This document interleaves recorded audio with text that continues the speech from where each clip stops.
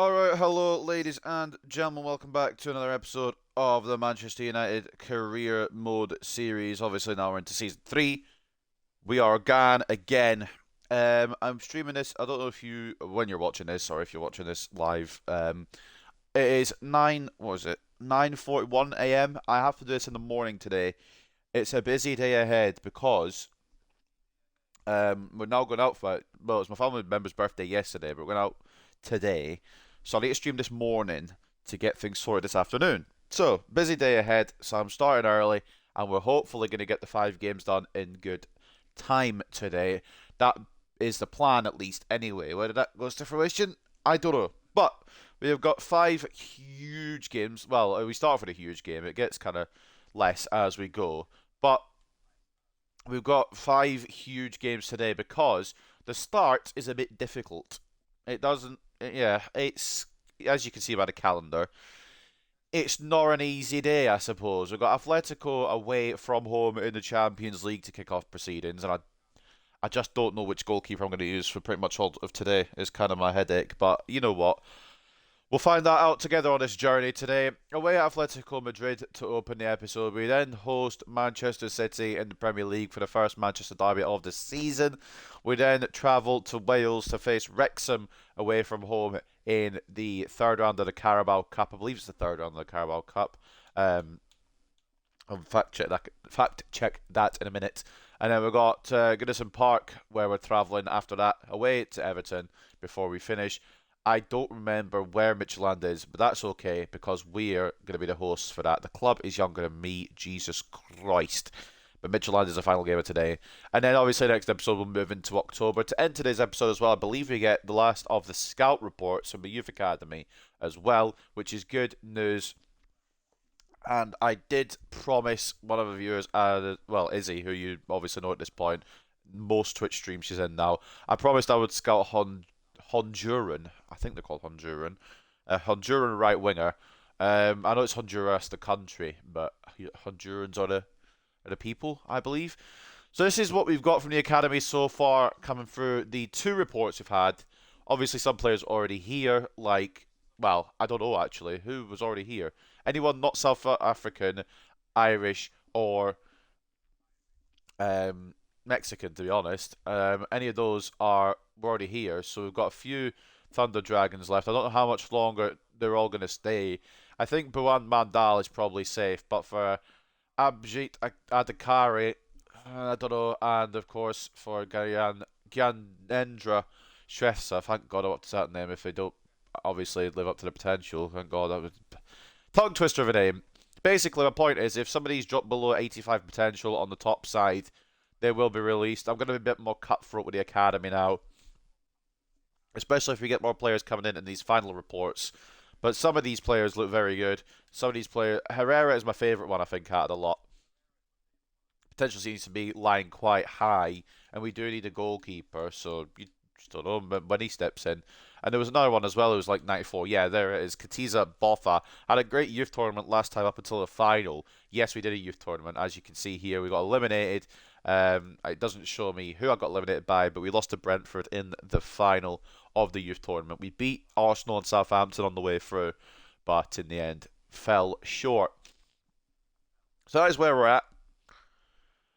Champions League, we haven't started yet. This is our first encounter in this year's Champions League format tournament thing, but we did make it to Champions League again. I'm very happy with that. But that's, of course, because we won the Premier League and we won the FA Cup as well. So we would have had some kind of Europe, even if we'd failed at the Premier League side of things. But we didn't. We managed to win it, even if the closest team did beat us on the last day at the end of last season. But that's all right. We won it by 3 points, and that's all that matters, is we got the job done. So far, we're not getting the job done quite in the Premier League this year. Manchester City sit top, one of, I think, only 2 teams now that are unbeaten, alongside Liverpool, who are not doing the greatest job of being unbeaten, but they've won 1 and drawn 3, so they're still unbeaten. But Manchester City sit top. We are in second, Chelsea third, Fulham fourth, all lost a game. We lost to West Ham in quite possibly one of the most annoying games I have played on this game. We went 2-0 down. Xerxes got sent off. Yeah, that was my just frustration just coming through there. I slid through the back of one of the defenders. I think I took out the goalkeeper as well as a 2-for-1 kind of deal. Just got frustrated. He got sent off. We clawed it back to 2-all. Fair enough to us. Kvaratskhelia has proved to be an absolute weapon. But in the end, Matthias Tell secured his hat-trick right at the death. He's such a fucking difficult striker to try and stop. As well as him and Kudus, that West Ham link-up, seems to just do me every time. For whatever reason, they're in 12th. They're struggling. But if they just do what they did to me, they should be fine. I don't understand. Maybe it's lack of, lack of leadership in goal or lack of marking in defence. Who the fuck knows? But looking down the table, there's some shock results as you go down. As Spurs, Brighton, and Leeds sit in the relegation zone, you'd expect one of the three teams there, but the other two, especially Spurs, you'd be questioning. But it is only 4 games in, so we ain't gonna fucking say, oh, Spurs are getting relegated. As funny as it would be. We can't assume that yet. Of course, we play the league leaders today as well, Manchester City, so we might reclaim top spot. But obviously, other players, other teams are gunning for that top spot as well. As you can see, we can see the 7 already. It's a bit concerning, but nothing worrying just yet. But if a trickle becomes a flood, if we end up conceding a stupid amount, that's when we need to kind of think, well, what do we do here? Because even the bottom teams of the league have only conceded 8. So we kind of just need to, just relax a bit and try and think of which goalkeeper is going to take the spot at least till January, and then think about what we're going to do in January. It is still early in the goalkeeping phase. I'm not going to throw them to the wayside. I have made it clear now that I wish we hadn't sold Onana, but we have, and that's the way it goes. We're just going to have to deal with it. Without De Gea, obviously, the hand of experience. Although, unfortunately, he's going down. And then we've got Alexandre Gillet, who is on the way up, but he's not there just yet. So, I don't really know what I'm going to do for Atletico. I don't really know what I'm going to do for the Manchester Derby. For big games, I'm still undecided on what we do. And part of me wishes we still had Onana. But on the flip side, when you look at this man, Andre Onana, he is in his prime. He's probably doing well at Barcelona. He's doing okay at Barcelona. We got 70 million for him, and you can't really turn 70 million down. I know he's a good goalkeeper, decent stats at this point. We've kind of molded him to an actual competent goalkeeper, but 70 million, you can't turn that down. And the thing is, it's not the fact that we sold him, I think, that I'm mad about. It's the fact that we replaced him with somebody who will take a while to grow, because I did have other ideas. I believe if we go to the shortlist quickly, and I'm going to get to the gameplay in a minute, we did have other options, and my personal one would have been Chevalier, but I didn't want to rob Napoli of all their players, I suppose. But he would have been a player that was, ready to go now. 90 reflexes, 85 diving, 82 handling, 81 positioning. But I suppose this way we get to build a talent up. And I think I just need to be patient about it rather than complain about it. So what we're going to do is we're going to try and stay patient about it. If it does go wrong, though, best believe in January we'll be getting the goalkeeper that I wanted in the first place. But I'm happy to give Gillet a try. So team of the week from last week, Bruno Fernandes, Kvaratskhelia in the team of the week. I don't remember who we just played, so I'll check the calendar in a sec. Sesko got a hat-trick for Aston Villa. Liverpool and Fulham won. Yeah, Fulham beat Chelsea, which is why they're in the top 4. And after a great performance match against Brentford, we played Brentford. Fernandes is named player of the match. It's not great, not terrible, said Brentford captain about their recent form. We're all working hard to improve things. And I think there was some international stuff, Yamal gets man of the match as we sim past Iceland. And Garnacho gets a little bit more hype. So, before we go into it then, last episode, quick result check. I'm not going to take too long on it. We beat Brighton. What did we do, actually? We only did a few games last episode because I had to go early. I remember now. We beat Southampton 3-1. We lost 3-2 to West Ham. And we ended up winning 3-1 against Brentford. We only did the 3 games because I only had a sharp cut-off time yesterday. And we also did some international... I thought they were international friendlies. They're actually Euros qualifiers. So I need to keep an eye on them a bit more. But we only did 3 games. We also did the youth tournament to kind of balance things out. And we start today with a big hitter. 2 big hitters, to be honest with you. So let's get into those. Let's stop talking and start moving. Opponent analysis then. What are Atletico Madrid bringing to the table? I'm terrified, truth be told. And rightfully so. Oblak in goal, Javi Serrano, Stones and Lenormand as a back 3. Fucking hell. Coman off the left, Barish off the right, Koke and Gallagher in the centre midfield with Gallagher captain in the side. They've got, is that Tyreek George from Chelsea at cam? I think they'll probably go with someone stronger. Lucas Paquetá as well as Julian Alvarez at striker.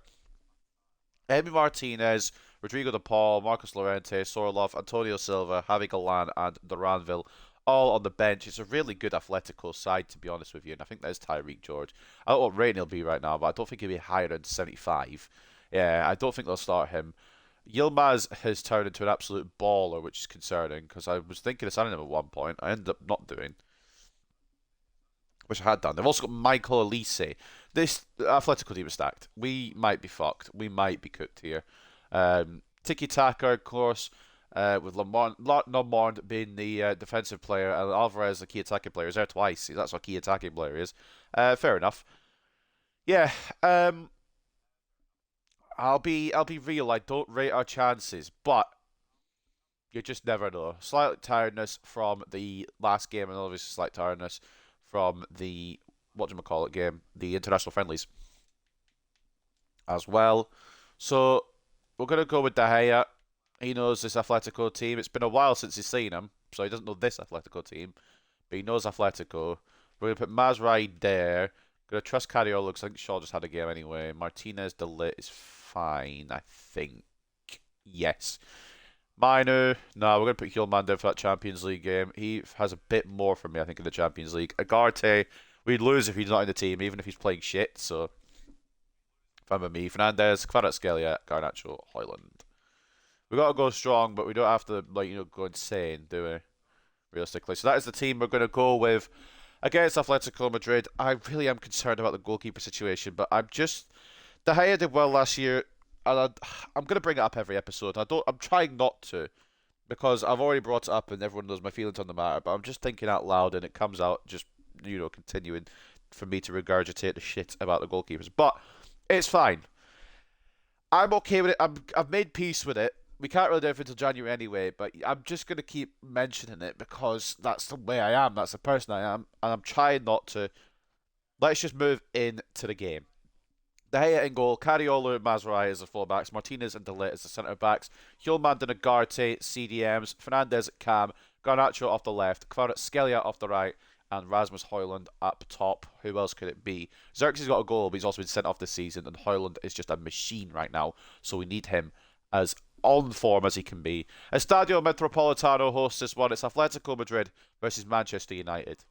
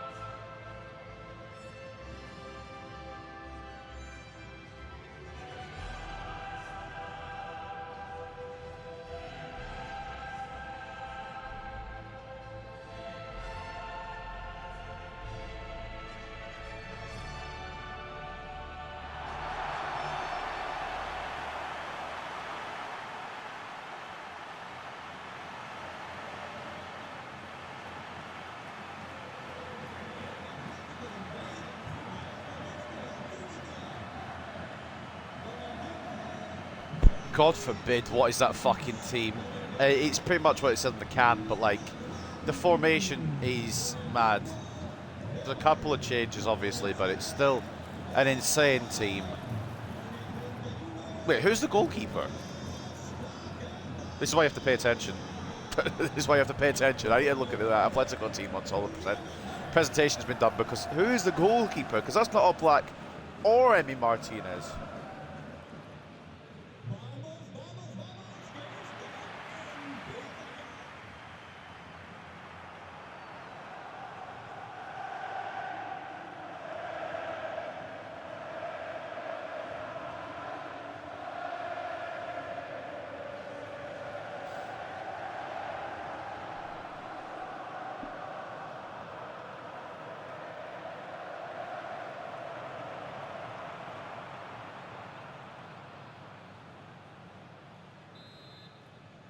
Alright, before you kick off, lads, I need to check your team out because I wasn't paying attention. I just need to send a message. Right, team of Atletico, because I was not paying attention. Who the fuck have they got in goal? Right, Alvarez, Tyreek. Right, it's a mostly strong squad. Pardon? Who is this?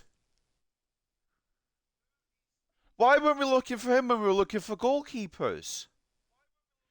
Jan Oman, I'm assuming he's a pre-gen of Oblak. He's higher rated than Oblak. They've got Harry fucking Kane on the... yeah, we're cooked. We're cooked. Jan Oman, I need to keep an eye on him in case Atletico do shit, because that's my next goalkeeper. That's the fucking star we need. What in the fuck? Right. Okay. The Stadio Metropolitano gets underway. Manchester United versus Atletico. I'll be happy with not getting battered now. I was happy with a point beforehand. I'll be happy with just not getting destroyed. What in the shit? I'm assuming that's a pre-gen. This is why you scout your teams in the Champions League before you fucking go and play them. Would have known about this guy, Jean Oman. I did not do that. But what I should have done? Can I get my right back instead of my centre back? Yeah, we are fucking cooked. We are cooked. Yeah, we are cooked. Wasn't bad from Conor Gallagher, but it's going to be a long day at the office for Carlos Rodriguez and his men. I don't think we're getting the UCL this year, boys. I don't understand how that man goes under the radar. Jan Oman. It's got to be a pre-gen. It has to be. Maz. If we can get an early goal, it's cut by Gallagher, never mind. Disregard what I was going to say. I was going to say if we get an early goal, we might be in the clear, but it's not happened yet, and obviously... Oh, fucking hell. Yeah, that's a problem. Julian Alvarez is actually quite a good footballer. And it made the tackle on Martinez also forced him out of position, and I didn't get the ball from it. So it's kind of, you know, difficult, that one. Garnacho finds Højlund. Does need some support. Garnacho. Oh, I could have shot. Bruno. I could have shot. Fuck. Gilman. Bruno. Patience. Patience. Patience. Put your 89 rated goalkeeper in the bin because Kvaratskhelia opens the Champions League scoring for Manchester United. That was patient play. There was a couple of opportunities I could maybe have the shot on, and in the end, we just took our time. We just stayed composed. That's all we need to do, is just take our time in situations rather than rush things, because when we rush things, that's when it goes wrong. Done it. We don't need that. We just need calm composure. And that was the epitome of that goal, to be honest. Kvaratskhelia has been a great signing, even if he probably would be better off the left. He's absolutely fine off the right. I could always interchange him and Garnacho. If I wanted to try that, I could. I might try that one game. Not against Wrexham. I don't think either of them will feature that. But just for example, if I wanted to. Curious about whether I should promote some of the youth academy. See if I give them their debut against Wrexham. What is going on? I was scared of this fucking Atletico team. We're 1-0 up and it's nearly 2-0. Hoyle's been robbed. To be honest, I tried to leave it for the throw-in, but the ball stopped perfectly there for Atletico to tackle me. And I don't think it's over by a long shot, but like, I didn't expect to take a lead. Coleman is a greedy bastard, is what he is. De Gea stayed strong. Yeah, Coleman, I don't know why he hasn't passed that, quite frankly. Although, my keepers have been beaten from that range before, so I can understand.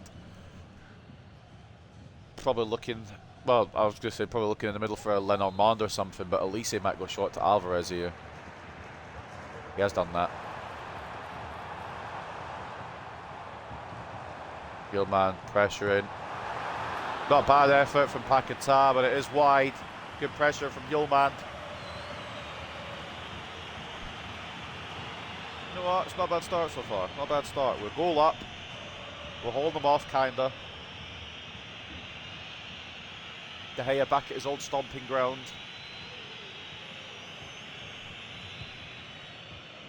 towards Hoyland. Knocks it down Fernandez. Again, just calm, composed football. And if the passes go to the right players, he might be in business. Bruno turns Elise. Garnacho. Oh, can he get there? He can. He's saying Hoyland. Fernandez. Oh, it's blocked. That pass was not meant to be as difficult as it was for Garnacho to get. Like, it was meant to be less power on that. For some reason it wasn't. He's fine, I suppose. It's not the end of the world. Coleman escapes Maz.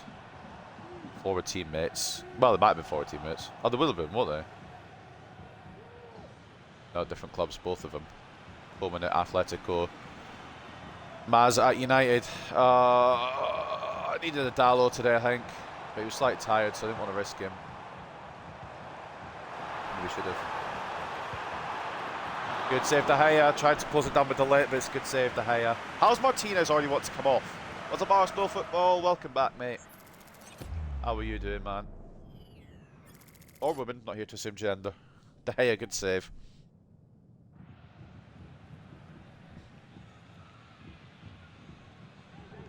This time it looks like Elise is going to try and whack it into the box. Hit and hope kind of tactic. Cariolo should have no problem with that. And we should be able to get it clear. And we might be able to get a counter-attack on here. As Alejandro Garnacho and Tyreek George. It could be a brilliant counter-attack. Alejandro Garnacho is through on goal. Oh, Manchester United. What a counter-attack. The number 7, I think that's his first goal of the season. That's incredible counter-attacking, and we're 2-0 up in the Estadio Metropolitano. I did not expect this. Truthfully, I did not expect this. After losing to West Ham, after having a shaky performance against most teams so far, the fact that we are, I wouldn't say coasting, but we are 2-0 up against Atletico Madrid is a bit of a surprise, I must admit. Cariolo wins the header. Fernandez perfectly clear to Garnacho, who has a lot of work to do but does it perfectly, and we lead 2-0. Now, if you told me that we were leading 2-0 against this Atletico team, I'd have called you an absolute bare-faced liar, because this Atletico team is built different. That goalkeeper is ridiculous, but it just shows you that rating doesn't mean everything, and we could be 3-0 here. Cariolo tries to look out for Hoyland. It's not the greatest of balls or greatest of runs from the Dane and Turk there, not linking up too well. Great tackle, but I'm not going to get the ball. Why would I? Only made the tackle. Julian Alvarez, we need to be careful with him. We need to keep Martinez in position because the late might not be. Oh my god. Great save, De Gea. What am I doing there with the late? Fucking, that's awful defending. They're making a change 35 minutes in. Oh, to be fair, that man, poor Tyreek George. Youth player at Chelsea, he's now moved to Atletico in this save. He got cooked by Garnacho, I can kind of understand it. The same thing going to happen again. No, this time they win the header and De Gea grabs. Just try to find an avenue. Maybe could get it to Garnacho again to just cook again. John Stones is the chaser. Yeah, good luck, mate. Yeah, see you later. Oh, it could have been 3. Great save from Oman. We are cooking Atletico right now. I would say cooking Atletico. It's been 50-50. But we've taken our chances. And that's what really matters in an environment like this, in a game like this. We are off to an incredible start. Let's see if we can make it 3-0. We're looking for De Ligt. It's gone to Hoyland. It's a save from Oman. It will fall to Cariolo. Now Garnacho. Oh, again, Oman forced into the save. Manchester United. We came here to cook. You also need to remember that in a matter of days, we've got the Manchester derby. I don't know why this camera is so zoomed in. Not the greatest of angles to watch that shot from, I must admit. Zoom it out a little bit next time, cameraman. We're going to go short this one and see what we can do. I'm probably just going to pass it back to Fernandez and deliver it, I think. Or do we just try and go in with Kvaratskhelia? No, we'll do this. Agarte. Blocked. Try to find a little avenue to shoot it in. And now it could be Atletico that hits on the counter. Don't really want to commit with Martinez. I don't mind committing with Cadiolo a little bit more. Take the throw in. Lovely jubbly. Absolutely fantastic. Loose performers. Kvaratskhelia is in there. He scored the first goal. Oh, shit. just a shit pass. I mean, it's kind of a what have you done for me lately kind of thing with Kvaratskhelia, but he did score the opening goal of our Champions League campaign this season. Elise, try to find a route round. Cariolo try to make sure he doesn't. Oh, Martin Hjulmand, great decision to bring him in. Bruno, he didn't want to do that. That could work though. Oh, that's a great tackle, Antonio Silva. Again, you tell me I'm 2-0 up at half-time in the Estadio Metropolitano, I'd have called you a barefaced liar. But that's where we're at. And there's 2 players for United unmarked. It's not locked onto either of them. It's time to lock onto Mazraoui and fuck me over royally here. That's great. Yeah, it's fantastic. But yeah, it's exactly, you know, maybe 2-1 at half-time is fine. But the thing is, we're just going to quickly go a little... I don't want to do this too much because I hate doing this and it kind of ruins the flow of the game. There is 2 players open over there to the left. That's the wrong camera. Right, so you see the throw in here. I'm trying to aim this at Bruno or Højlund. It locks onto, I think, Mazraoui, who is marked, or Ugarte, one of them. Yeah, I've aimed for... It has got to Mazraoui, it's just a terrible touch. And then Alvarez could escape because the defence is open. I wanted it to go to fucking... either Fernandes or Højlund. I knew it was a goal before it even was a goal. I'm not even going to take that, you know, as my fault because it's not what I've wanted to do with the throw-in. But I have conceded, and the Atletico are back in it.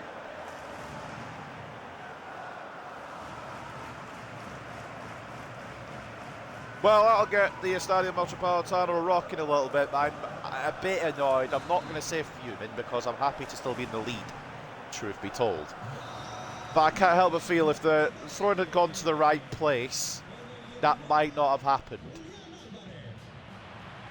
Still on the hunt for the first clean sheet of the season, but we do have the lead here in Madrid.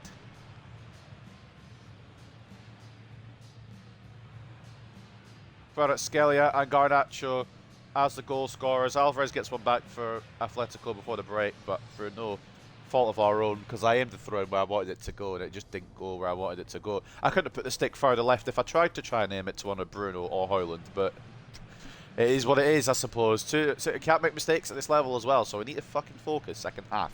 62-38 turns of possession in favour of Atletico Madrid, 8 shots to 7 in favour of Manchester United with 2.4 expected goals to 1.5. We're in the lead. We've had more the chances. Well, similar chances, but we've had more expected goals. Let's just try and either see this out or somehow find a third goal. Can't be that hard, can it? I've got a horrible feeling that Atletico will suddenly just become the best team in the world now.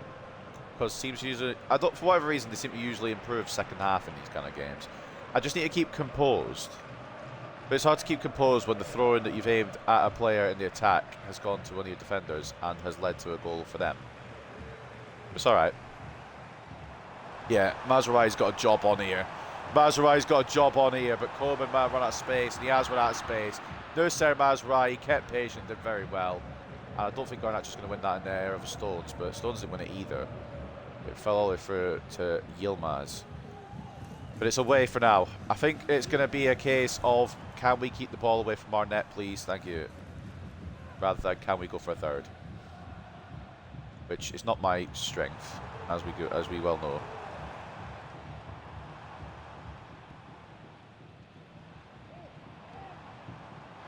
Great ball for him. Maz should have been watching that. Oh, ooh, it's an awful shot, thankfully. But Maz should have been watching a bit closer there.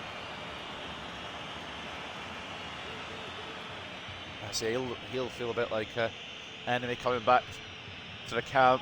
David De Gea getting booed every time he takes a goal kick. Booed every time he does anything.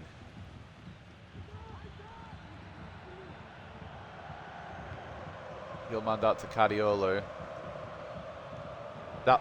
Right. We're not going to try. I do it every time. I'm going to say who the targeted pass was for, and there's no point because it hasn't gone there, and it will never go there. As long as I shall live. Good recovery though by Cariolo, who did lose the ball in the first place, albeit not intentionally. I had a pass in mind. The game had a different pass in mind. Fernandes finds Dalot, hopefully. That's or Mazraoui, sorry, I'm so used to using Dalot. Maz into Højlund perhaps for 3-1. It's not going to fall for him. Yeah, Manchester Derby next, so we need to be aware of what we're doing here. We need to actually make some changes soon. I don't really want to, because it's only a goal difference now. If we'd still been 2 goals up, I might have been a bit more comfortable, but we're only 1 goal up now. We might even not be like that in a minute. Good job by Ugarte. Hopefully it's to Cadiolo. I'm not convinced with this defense. Like, that could have been easily cut out by Alvarez. I don't know where everyone's suddenly gone. That has been cut out. It's not going to go to Bruno. We'll switch to De Ligt then if he's there to make the... I mean, you can't argue with us, but switch to De Ligt if he's going to make the challenge. Like, you want to... This game likes to auto-switch my players when I don't want it, so how about when I do want it, you do it? Granted, I should have probably switched myself, but that's beside the point. I can't really argue with the goal. It's a good goal. It's a very good goal. And Atletico level. I knew 2-0 wasn't enough. And we also need to think about the Manchester Derby here, so we need to probably make a change or two. I think De Ligt's going to have to sit out the Manchester Derby. We're bringing in Inacio for Martinez, and we're bringing Dallo for Maz, because he hasn't really dealt with Coleman at all today. And do we get a clutch, perhaps? We need Kvaratskhelia ready for the Manchester Derby as well. So maybe a clutch from the boy Ahmad. I would have liked to have done these when we were in the lead, but I mean, I tried to switch to the last minute, but it likes to auto-switch for players sometimes. I thought it might do it for me there, but it only does it when it's convenient for the game, I've realised. I can't... Do you know what? I can't even blame the game. I should have switched earlier. Oh, fuck off. Yeah, I'll have the ball back, thanks. Yeah. On the floor you go, Alvarez, mate. I have a horrible feeling they're going to steal this now. Which, like I said, it started at taking a point, but we were 2-0 up, and Ahmad forced another save out of Oman. I'd have taken a point at the beginning.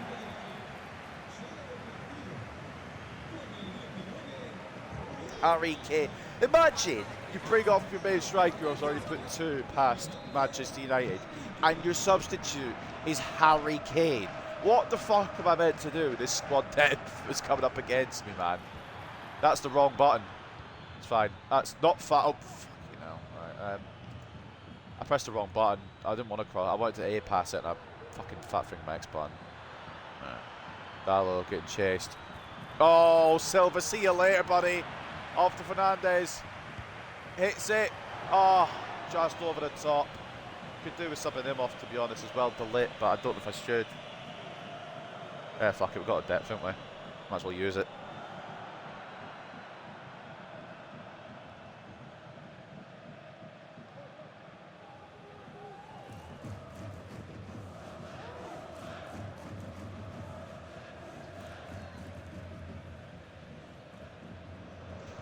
It's a weird one, this one, so far, because 2 goals I could have prevented, 2 goals I haven't prevented. The second one is a madness from Julian Alvarez, but I could have stopped it with a defender. Cadiolo good tackle. I don't know if I want to use Luke Shaw in the Derby. It really depends on who they use on the wing. Oh, bollocks. I've bollocksed this. I've absolutely bollocksed it. Great save, De Gea. What is Ugarte doing? I pressed to clear it. I'm not going to fully blame Ugarte because I pressed to clear it. It didn't clear, so... Garnacho to be picked up, perhaps. Yes. Højlund, please be onside. Oh, it doesn't matter. Interception by Lindemann. Take it for him.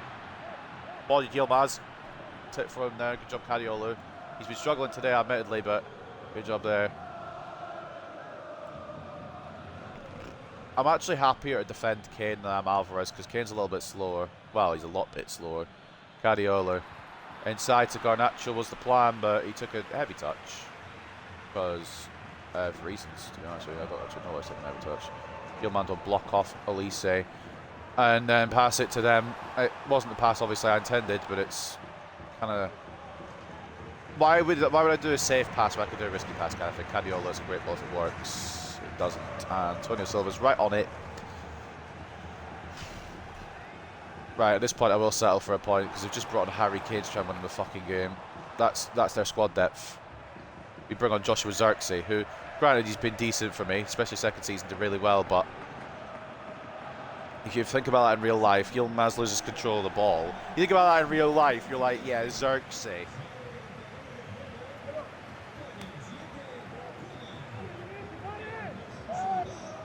The squad depth is insane.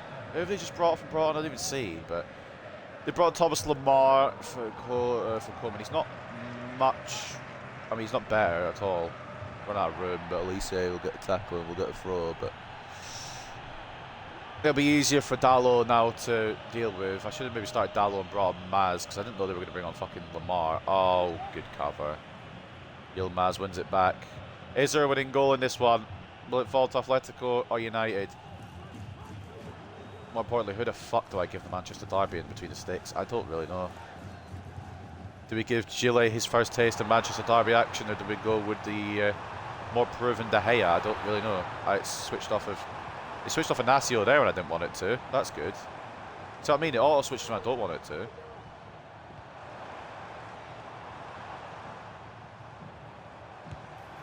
Gallagher from range. De Gea sees it all the way. Corner to Atletico. Does it what? Offside. How was it offside? Is it hit offside? I'm guessing it's hit off Harry Kane in the build-up. Well, it actually hasn't. But it's counted him as being involved in the play. Okay. Right. Fine by me, I suppose. Now we need to find a way for if we're going to get a winner here. There's Klutchkod himself. Could play it through instead to Højlund. You never give up. You never give up on any stage, but especially in the Champions League. I'm going to spout. See, the thing is, and I know what's going to happen here, I'm going to spout all this about you never give up. You keep going till the 90th minute. You keep going till the end. They're going to go and make it 3-3, and I'm going to be able to do nothing about it. I've seen this game before. I know how this game operates. But for now, it is a late winner away from home. Ahmad slots the ball through to Højlund. For whatever reason, one of the most dangerous strikers right now in the world is not being watched, and he has no choice but to just slot it past Oman. Why isn't he being watched? At the end of the day, we're not going to complain. We're going to just hold on, hopefully, for the win. But knowing this game, Atletico will get about 5 minutes of added time to try and secure an equaliser. And knowing my luck, they bloody will. But let's just stay positive. Let's just try and hold on. We were 2-0 up. We held the lead twice. 3 minutes of added time. That's fine. We can possibly defend that. Possibly go again. Amad Diallo gets tackled, but we'll take throw. Anything to run the clock down. This is a huge win if we get it. Because this is probably the hardest game of the lot. And it's on first. Well, Fenerbahce as well. We've got Fenerbahce. Got to remember that. And we could make it 4. We might make it 4. Garnacho has made it 4. Oh, he's offside. He must have just strayed, man. He must have just strayed.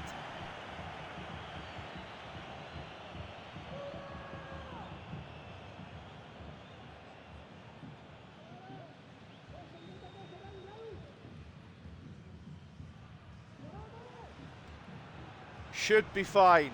I think we've done enough to time waste, but it could have been 4. It really could have been. It's just offside from Alejandro Garnacho, but it doesn't really matter to us. If we can get this ball away, it's a 3 points. And you know what? Oh.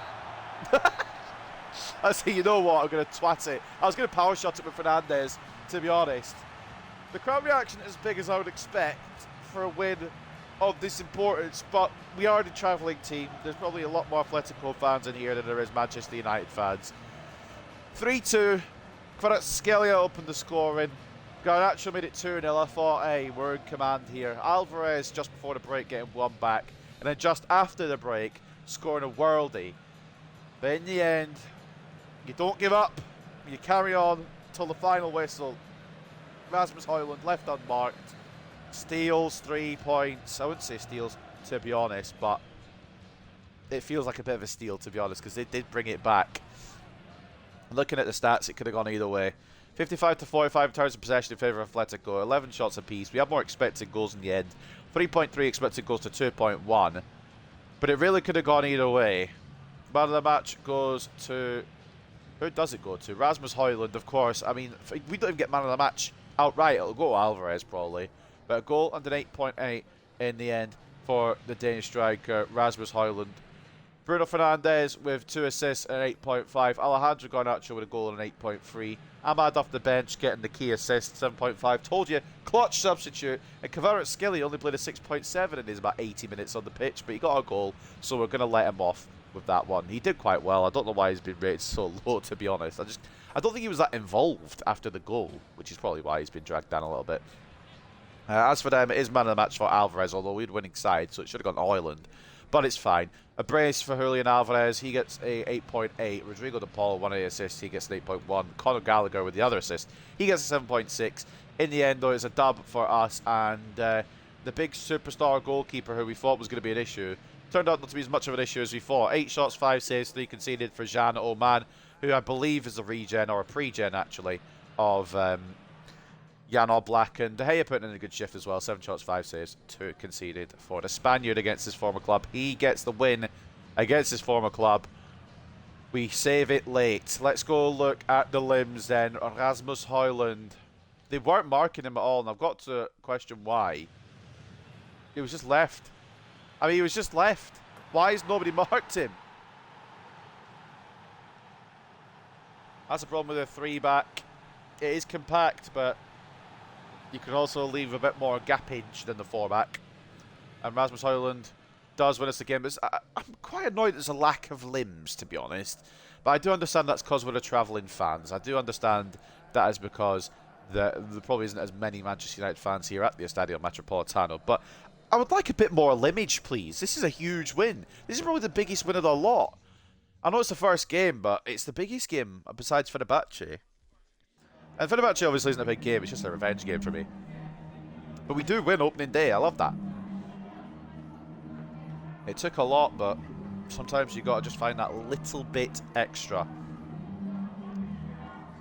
Bruno Fernandes, Sean in the engine room, he is incredible. Fuck it. I know he's going to be complacent, but fuck it, it deserves to be. I just hope he's not too complacent against City.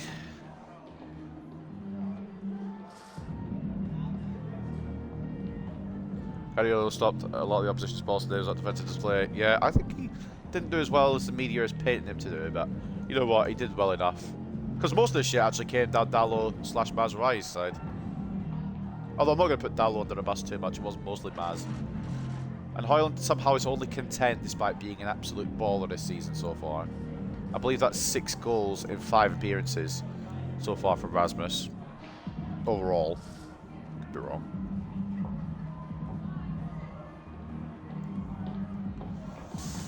Big dub to open up the Champions League group stage. It's what we needed. I'm curious to see what the rest of the table looks like in a minute. We're going to sell it to the Man City game first, but even before that, we're going to make sure everyone is as fit as possible because it is Manchester derby time.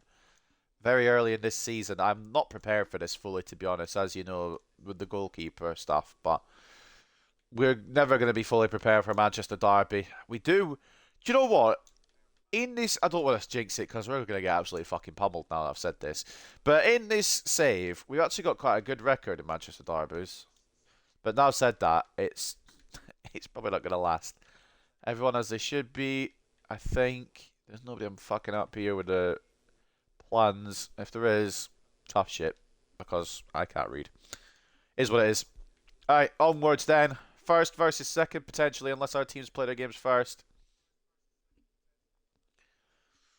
Winner of this probably goes top of the league, don't they? Unless Chelsea or Fulham get a bigger goal difference, which I guess is possible. But yeah, early top of the table clash, early Manchester derby. I'm not rating my chances. I'm going to, before we even go in, just have a gander if they've brought in anybody. And also, who the fuck is asking for game time? Tommaso, mate, the one time you've asked for a game is the one time you're not going to get it. Anyway, disregard that. We'll put him on the bench and maybe bring him on. Who's their star? Phil Foden's on 6.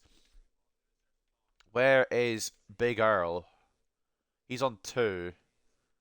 Right. Grealish has got 2 assists. He's not quite got the same scoring form as last year. Just want to check out Man City's statistics over here. Yeah, Foden's had a madness to start the season. Haaland on 2, Grealish on 1. Yeah, it's kind of been a Three Musketeers sort of scenario. Nobody else has got involved. Well, maybe got involved, but haven't scored. De Bruyne gets 1 assist. Alright then. As you can see here, though, we've got 2 scores in the top 5. Gareth Scalia coming in with 4 and 4 for his debut season. Rasmus Højlund with 5 and 4. I'm confident. Maybe I shouldn't be. Have we lost at Old Trafford this season yet? We have, haven't we? We lost. West Ham beat us, didn't they? That was at Old Trafford, or was that at the London Stadium? That was at Old Trafford. So it's not a fortress. We're going for the away record this season. We're going to win every game. We're going to go unbeaten away from home. We're going to be the travelling fucking terrors, apparently, this season because we can't do the fucking home thing. So, I mean, it is what it is. Right, then. I just want to check who else won on the opening day of Champions League. Actione here as well. Was there a draw? It looks like everyone won. Oh, there's a couple of draws. Ajax, Braga, Sevilla, and Lask all drawing. But the winning teams are pretty much everybody else. Real Sociedad, Club Brugge, Milan, Frankfurt, Leverkusen, Juventus, PSV, Inter Milan, Manchester United, Chelsea, Manchester City, Fenerbahce, Sporting, Monaco, Slavia Prague, and Barcelona all on the winning end. And as obviously you can see here, Leipzig, Real Madrid, Atletico Madrid, we beat them, so that's fine. Dynamo Kiev, Roma, Athens, Bayern Munich, Benfica, PSG, Dinamo Zagreb, Liverpool, Porto, Celtic, Midtjylland, Borussia Dortmund, and Young Boys all on the end of defeats. I'm just curious who's beaten who now because there could be some shocks here. Inter beating Real Madrid, bit of a shock. Slavia Prague beating Benfica. Well, since Benfica won it, season 1, they've just been shit, so it's not really too much of a shock. Sociedad winning 3-0. City beating Bayern. Juventus beating Celtic, that's fair enough. Frankfurt beating Liverpool 3-1. Frankfurt must have some squad.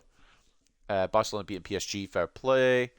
Yeah, most of them seem fair enough, you know. And then that's beating Atletico. Rasmus Højlund, I could kiss you, pal. I really could. He's been an absolute baller to start the season. I hope he doesn't slow down. He might. He probably will. Not in my track record. I start off with a striker at the start of the season, they're balling out, and then they slow down. It happened with Xerxes last year. Have they brought in anybody else I should be concerned about? Any ridiculous regens? Which reminds me, I had to look at Jano, man. Doku isn't even getting game time, so I'm not worried about him. Pablo Gavi, I knew they brought him in. I remember the transfer. Nuno Mendes was already there. And I don't think there's anyone else that I should be mad worried about. Romero we knew about. Rudiger. He's on the decline. Well, actually, he's not on the decline. He's 87 still, so... This Gabriel Stewart guy looks like a Kyle Walker pre-gen as well. Or regen, perhaps. If we'd look for Kyle Walker, he might have called it a day. No, he hasn't. Or maybe he has. Has he? I think he has, you know. Yeah, he has. Kyle Walker's retired. So the Kyle Walker regen also at Man City. But this is my look at the pre-gen for Oblak. It's not a regen because Oblak hasn't retired. Jan Oman has just gone completely under the radar. I know he conceded 3, don't be wrong. But look like, mate. That is mad. Already 19 years of age, already 89 overall. Brother, 100 mil to bring him in. I didn't even notice him initially when we were looking for goalkeepers. Maybe I should have done. But on the same stand, it is also not the biggest problem in the world because he did concede 3. So let's take a look at the news before we head into the Manchester derby then. Borussia Dortmund losing 3-0, we know that. It's probably just going to cover a load of fucking results I don't give a shit about. Højlund snatched the win against Atletico Madrid when his late goal put Manchester United 3-2 up. After a great performance against Man United, Alvarez didn't player of the match. Unfortunately, it wasn't enough for them to get anything. And that's all the news we have. That's not actually that much. I thought it'd be more than what there was. Right. Manchester derby. Just give me a second.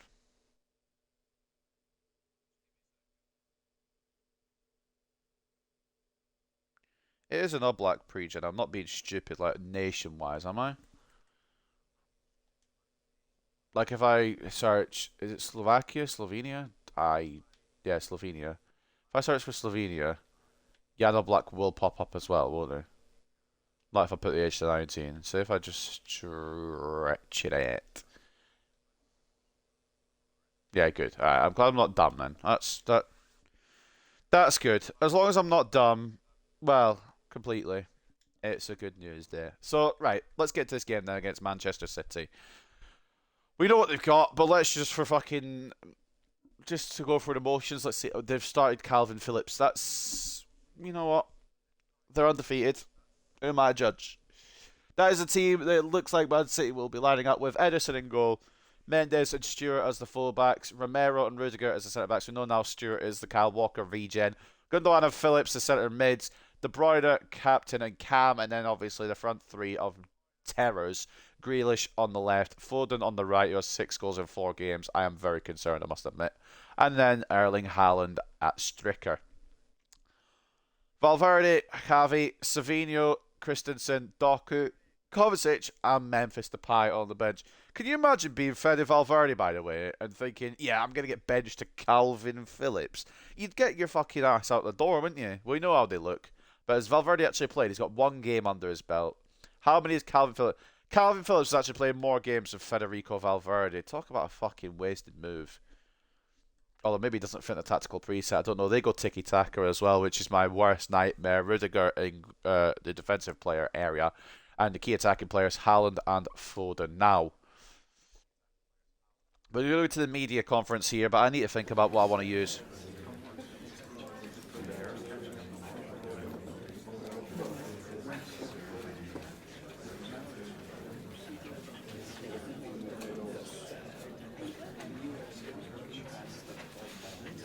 Well, Agarte on his day can do anything, and we're going to encourage him to do everything he can. That's all we can do.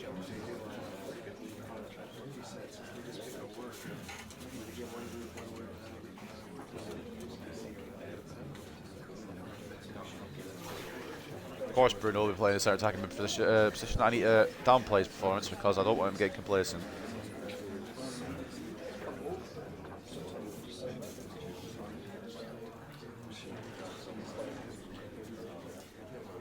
Rudiger has led the defensive line beautifully, but yeah, Højlund has been battering goals in, so it's kind of going to be an interesting one. That how many have City conceded this season? Probably not as many as us. But can we tear them apart, or is it going to be one of those where I just have to, you know, hope that they don't tear us apart?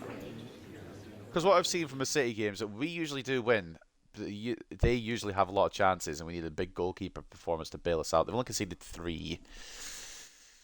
It could be a long day at the office, ladies and gentlemen, if I'm being honest with you. If I'm being transparent. Stage is set for a new clash in the Manchester City rivalry as a 2. Get ready for an eagerly anticipated Premier League match. Is first versus second. Can we do it? There's 2 chances. Everyone is ready to go, which is fantastic. Brilliant recovery from the boys in red. And Asio up to an 84. I don't know if that's his potential. I'm just going to go have a little scoot around the development plan section to see if he has his potential. Or if he can go beyond that. I'm presuming he'll go beyond that, but I'm just seeing what's best for his development. Defender, we'll take 70 weeks. Stopper, 46. Ball playing defender, 41. Why is his weak foot not gone up, actually?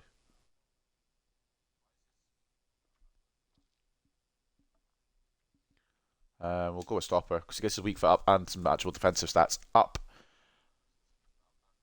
I don't know what to say about Anasio so far, to be honest with you. He's not been bad, he's just been there, which is good. I suppose if he's there and in the right place, you can't really get mad.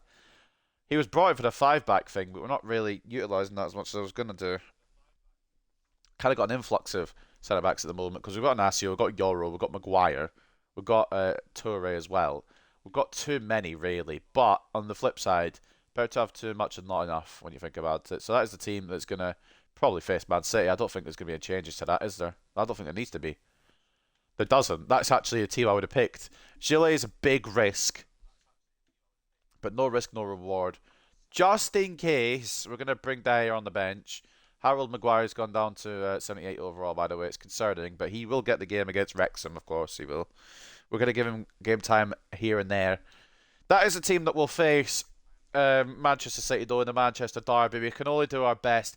Gillet in the goal. He gets another chance, but it's got to be, you know, 100% here from Alexandre Gillet. I love De Gea, but I want to see what this man can do in a big environment. Cadiola and Dalot as the fullbacks. Martinez and De Ligt as the centre-backs. Minor and Agarte, CDMs. Fernandez, Cam and captain. Garnacho off the left. Kvaratskhelia off the right. And up top it is Rasmus Højlund. That front three is pretty much irreplaceable at the moment. They're on top form. Why switch it? Especially in this game. We'll switch it for the Carabao Cup. We'll probably go at something like that, or even something like this, and 5-back it just to be annoying. I'm going to use a 5-back against Wrexham just to be a wanker, to be honest. At Old Trafford then, for the Manchester Derby, it is Manchester United versus Manchester City.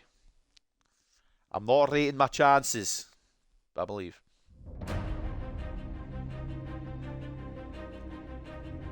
Didn't rate my chances against Atletico, so just kind of shows my judgment on things, I suppose.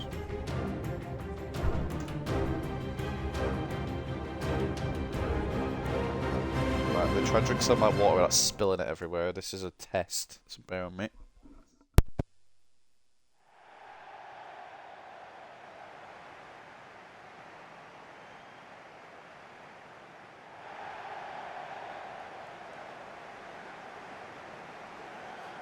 Challenge somewhat failed. I spilt a little bit of it, but it's not, you know,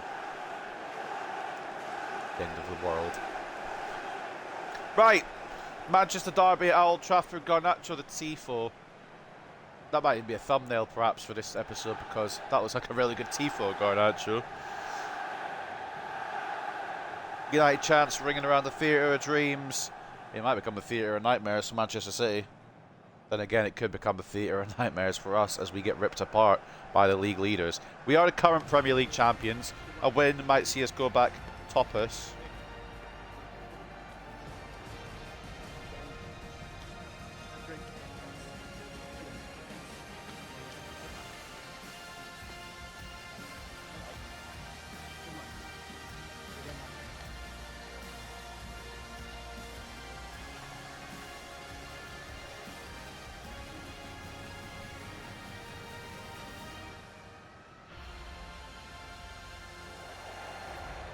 We can only bring what we've got to the dance. I really still wish I had a big time keeper like Onana. I know I'm going to keep saying that. I'm sorry. I don't mean to. Again, I can't stop myself. What are they bringing to the dance? Surely they're just going to be huge. Ederson, Mendes, Romero, Rudiger, Kabore, Phillips, Christensen. What? Okay. De Bruyne, Grealish, Foden, Haaland. Why is Christensen playing ahead of Phillips, actually, is probably my better question. I don't mind him playing centre mid, it's just why is he playing ahead of Phillips? I suppose they're both DMs, it just, I don't know. You know what? I don't know. It's working for him, innit? They're invincible at the moment. We ended their invincible streak one time, but that was a lot more impressive at that point from Manchester City. I believe they went 18 games, I think it was, or something like that, 17 games undefeated before we brought their invincible streak to a halt. I think it was at the Etihad we done that as well, if I remember correctly, but they're still on an undefeated streak, only 4 in the Premier League. They did win in their Champions League game as well, so they inflict their first loss on them. I don't believe they were in the Super Cup. Should remember that. They have started strong, although we could just immediately counter with Alejandro Garnacho. There's no Kabore. Rudiger is gone. Rudiger's gone! The counter! Højlund! Boom! Oh! Rasmus Højlund! Can you stop him? No, you can't!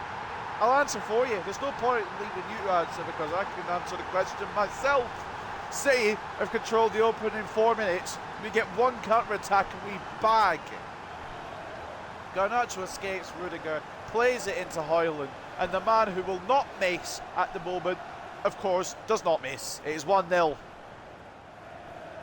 Rasmus Højlund has entered some kind of otherworldly fucking state of goal scoring. Like, he's been good throughout this whole career, but never has he started a season off this good. I believe it's 7 goals now in just 6 appearances, 6 in 5 in the Premier League, not to mention the assists he's been giving his teammates. Rasmus Højlund is the man right now to be stopped. City knew that coming in and they've not managed to deal with him. Kabore overcommitted. Rudiger did not manage to cover himself in glory trying to stop Rasmus Højlund, but good luck trying to stop him, to be honest with you. Oh, tried to come across. Effort from range. Oh, you know what? I thought Gillet were beaten then. I thought Gillet was done. Was that De Bruyne with the long range effort? Or was it Grealish? I'm not entirely sure. I couldn't see who the player was, truth be told. But that could have been a fucking game changer. Now Bruno needs to find Højlund. Can he find him? He can. Inside put. Oh, well done. Oh.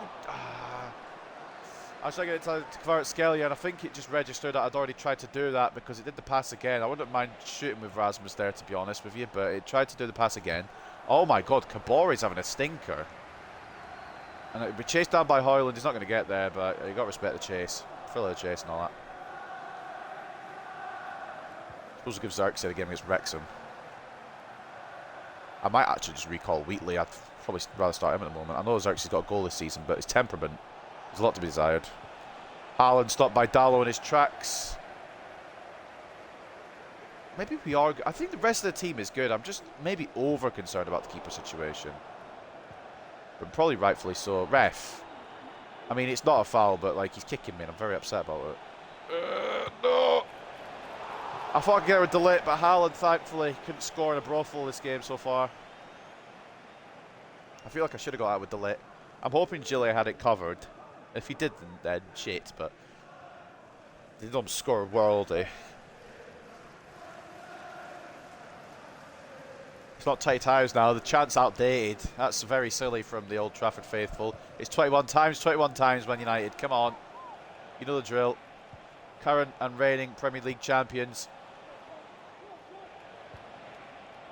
Will we be at the end of 25 or 26-27? I don't know. Not with defending like that. Oh my fucking... I just hate how I get the tackle and then my centre-back is 5 miles out of position because Say just instantly win it back. The clean sheet streak doesn't fucking... I mean, the lack of clean sheet streak continues. I had to commit Gilly there because what the fuck else am I meant to do? I don't like this game when it does stuff like that. Because I feel like, yeah, you've won the tackle, yeah, cool. Do it again 3 more times before you get the ball. Haaland equalises for City. I mean, I was talking about not scoring in the brothel. All I need to do, I guess, was tackle him and then have my player be out of position from said tackle.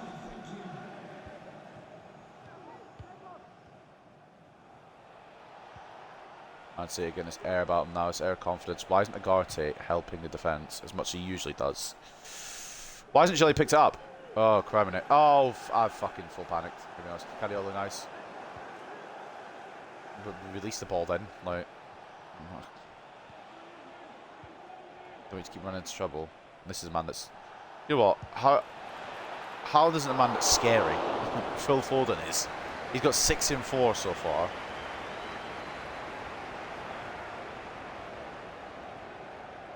Like an option that's not been marked by Kevin De Bruyne. We do get one in the end. I think it's just going to be a case of mad scoring games. Højlund. Oh, Edison. Plenty of time to save that, to be honest. Does well. Agarte. Wins it back. Garnacho. Mainu.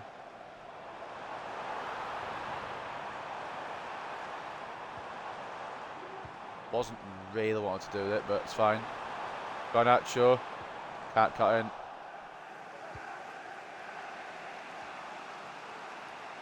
And now it's City. This scary City side. Like to hog the ball. Calvin Phillips is actually working in the City side. That's how you know it's a problem. I think that's offside against Jack Grealish. I don't know if it is Jack Grealish. It's offside, but it's offside against City anyway. It is to number 10. Marginal, but it is off. They're all offside. If the even if they're marginal, it still counts. Dalot. Guard dog. Delit. Try and pick out Cadiola. It's a great pick out, to be honest with you. Garnacho leaves the defence for dead. Turns inside. Should be 2-1. Great save, Ederson. Should be 2-1. Where's Højlund going? I wasn't trying to beat him, to be fair. I was trying to beat Kvaratskhelia.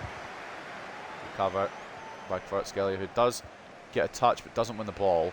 Story of my fucking life. Tackling this year. Gets actually by Dalot.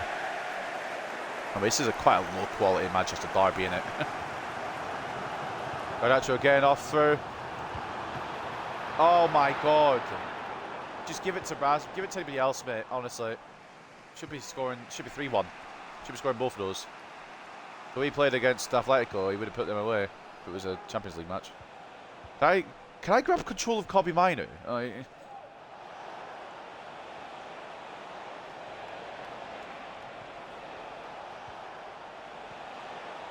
Desperately doing what we can to hold these guys off.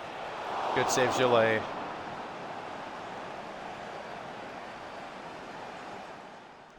This is his biggest game yet.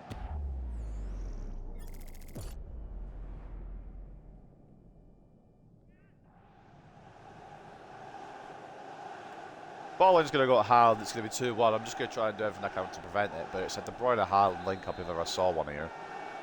I don't really know how I'm going to prevent it, to be honest with you. Oh, well, if it doesn't go to Haaland, I can prevent it, I suppose. And Garnacho's not going to get there ahead of Phillips, is he? No, well, of course not. Last chance to half potentially goes City's way. Or potentially it goes United's way. Oh, good read by Kabore. I'll give him credit there, or credit's due. Again, it might go City's way. Unless they just piss around with the ball too much, which they have. Ugarte gets the ball. And we go into half-time level.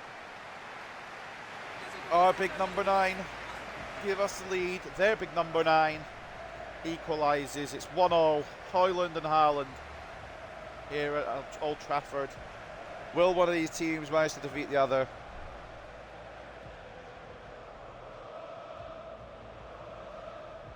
I don't know. Honestly, I don't know. I hope so.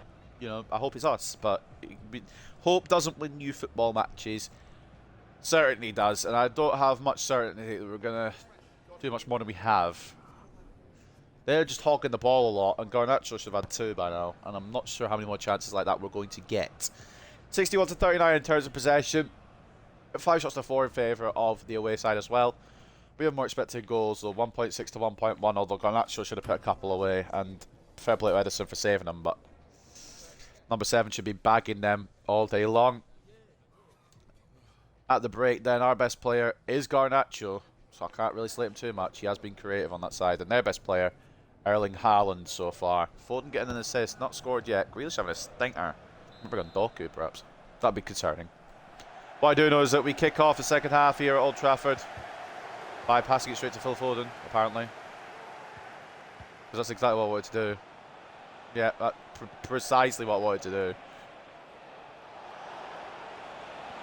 How did this game know that I wanted to play it straight to Man City? How did they know? They must be reading my mind. I didn't want to play it to a player in red, because that'd be too easy. I want them to attack and us to counter-attack, although that would be a good strategy. That's not actually what I want to do. It's a smart strat, but it's not actually what I would like to do. I'd like to be able to attack myself, to be honest. And we could now with Bruno. Kvaratskhelia to make a move. He has made a kind of move. Menge can close it down. He has, to be fair. And you've got Dallo. Back inside. Nah, they've done well there. Or maybe I've just done shit, to be honest. It could be a 50-50 in that kind of regard. And now it's a counter for Manchester City. Erling Haaland spots Foden. Gillet, good save. Yeah, Freiburg for Gabriel Jesus is mad, by the way. I know he's not quite the striker he used to be. Oh, Garnacho, do you want to make a fucking run, buddy? Apparently you've had a really good first half. I was hoping you could maybe continue that to the second half, but apparently not. Good recovery from Cariolo, who did lose the ball in the first place. Not through much fault of his own. I tried to... Can you fuck off, Kevin? Nice one, Minor. Again, not the ball, but better than what it could have been, I suppose. Bruno just closed down too much. Højlund gets through. Oh, still managed to get a shot off and forced to save out of Edison. You know what? Fair play, Rasmus. He doesn't give up on the ball.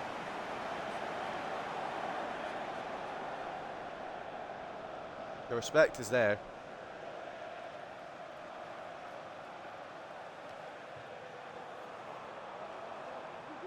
Minor knocks it to Fernandez. Now we need options. Cariolo, Garnacho, Bruno. Oh, I wanted to hit it so bad. Dallo's out in space, mate. What we're trying to do is we're trying to cross this in. I don't know who it'll even go to. It's aimed towards Rasmus, which is probably the correct target, but I don't know if he was even onside. That's away by City. Penalty apparently in one of the other matches, but this is a match you should be caring about, to be honest. Manchester Derby, top of the table. Liverpool missed a penalty in the game against Forest. Anyone interested? Anyone who's not interested, that's what's happened. I don't know if it comes up on the news thing, like it comes up on the stream, but that's what's happened. Liverpool have missed a penalty. I don't care personally, but you know, just for anyone who does give a shit. Which I don't think is anyone, to be honest. Why would you care about another game when the first versus second place Manchester derby's on? I've not got a tackle there.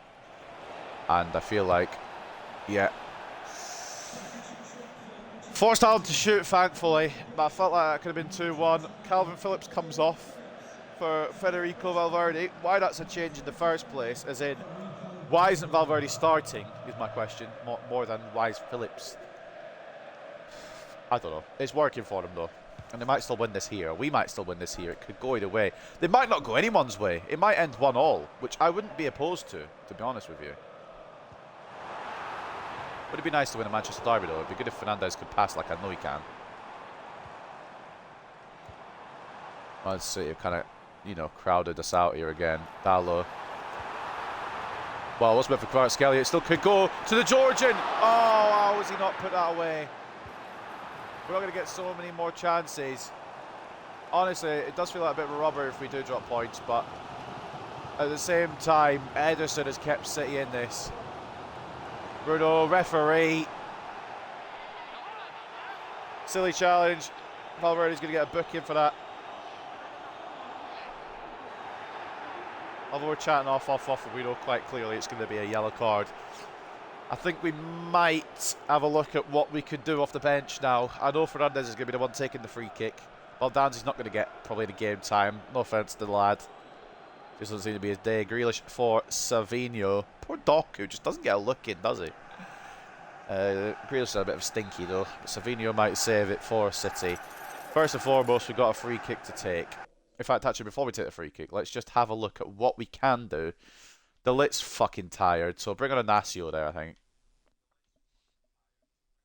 84 pace could deal with Haaland quite well. That's the only change we're going to make just now. We might make another one soon, but we're going to take the free kick first. Oh, we're not. The change comes first. The Lit for Inacio. Good showing from the number 4. Can the number 2 hold it out for us? Fingers crossed in it. Bruno Fernandes to put us ahead in the Manchester derby. Hits the wall. Yeah, I probably should have just tried something else there instead of hitting at a wall with Haaland in it.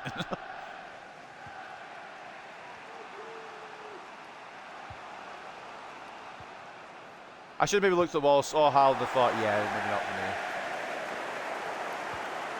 me. Zone can zone him off. Zone him off. Alright, Minu should have had that. Oh, it's blocked. It could have gone anywhere, but Martinez does block it for a corner. I low-key want to do that, you know. You know what? It's a risk. No risk, no reward. De Bruyne comes off for Gavi. We're bringing off Garnacho for Rashford. Garnacho could have had 2 today, and I feel like Rashford may be the clutch on that side that we need. 90 on pace, running at a tired right back. Fine by me. Give it a go. Sometimes you gotta just try something, try anything. On the counter, it'd be devastating if we can get the ball back, which we can initially. Don't get it a second time. Gonna fall to Gavi. And now Romero. Good save, Gillet. Couldn't see for the crowd, so I've got to give him respect there. Pressure cap went over Kabore. Tried to just launch it long like we did against Atletico, I think it was, with Garnacho. That goal was a beauty, I must admit.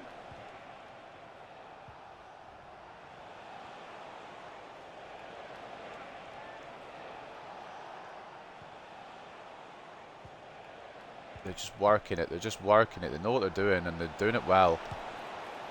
Blocked again. I think Martinez. Or it might have been Inacio. I don't give a fuck. I don't care who's blocked it, as long as it's been blocked. Mendes pressures Kvicha. It's been quite quiet today. Bruno. Rashford. Marcus Rashford in the Manchester derby. Ederson, fuck off, God. I may have dragged it slightly wide, but I have a horrible feeling that we're going to regret that.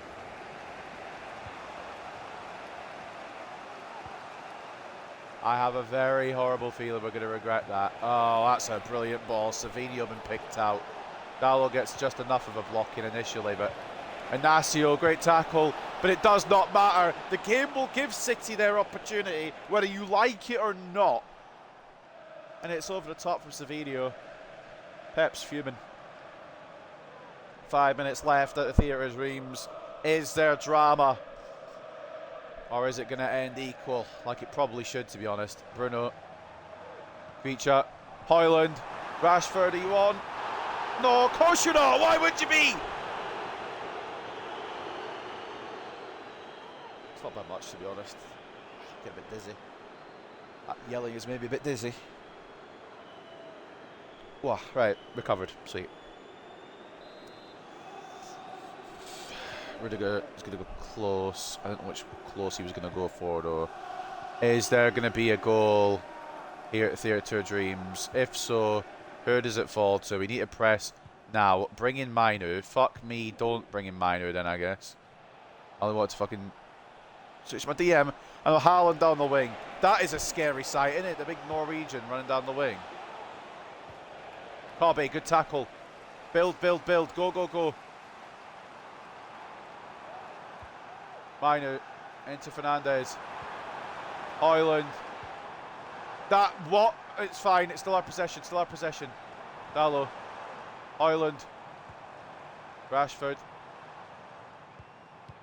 Oh, Kavica made the move. I tried to pick it out. Haaland's not going to lose that in the fucking... Well, it wouldn't go in the air, but he's not going to lose that anyway. Now it could be City. Oh, they might just take the point. It looks like they're just going to go for the point, although they're going to get one more roll of dice, I think, here from the referee. Foden gets closed down by Martinez. Haaland. You're off your... Nah, I'm not being funny. I'm not being funny whatsoever. What is that? What the fuck is that? Oh, mate, that is a load of horse shit, and this game knows it. We all know it.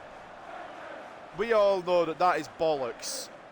I have made the inch-perfect tackle on Foden, and I don't know. I don't really know. Brilliant tackle. Haaland just gets one last ping at it. It's a great goal, but it's fucking bullshit, isn't it? Let's be real. It is a load of bollocks. Oh, well, I jinxed it at the start. City are the ones that get the late drama this time. We got it against Atletico. But City, I can't believe it. I need to watch that back just to believe it, to be honest with you. We shut down Foden. Haaland gets one fucking lash at it, and it finds the back of the net like that. Mate, I can't do much more than what I've done here, to be honest. Foden gets to Haaland, back to Foden. Martinez makes a tackle, and then fucking he just leathers it. It's just leathered. I've done everything I can. I've put him under pressure as well, Martinez. I feel like I should get the ball here perhaps as well, but we put him under pressure and everything, and it's just a really good shot. Gillet can't reach that. I am very sad.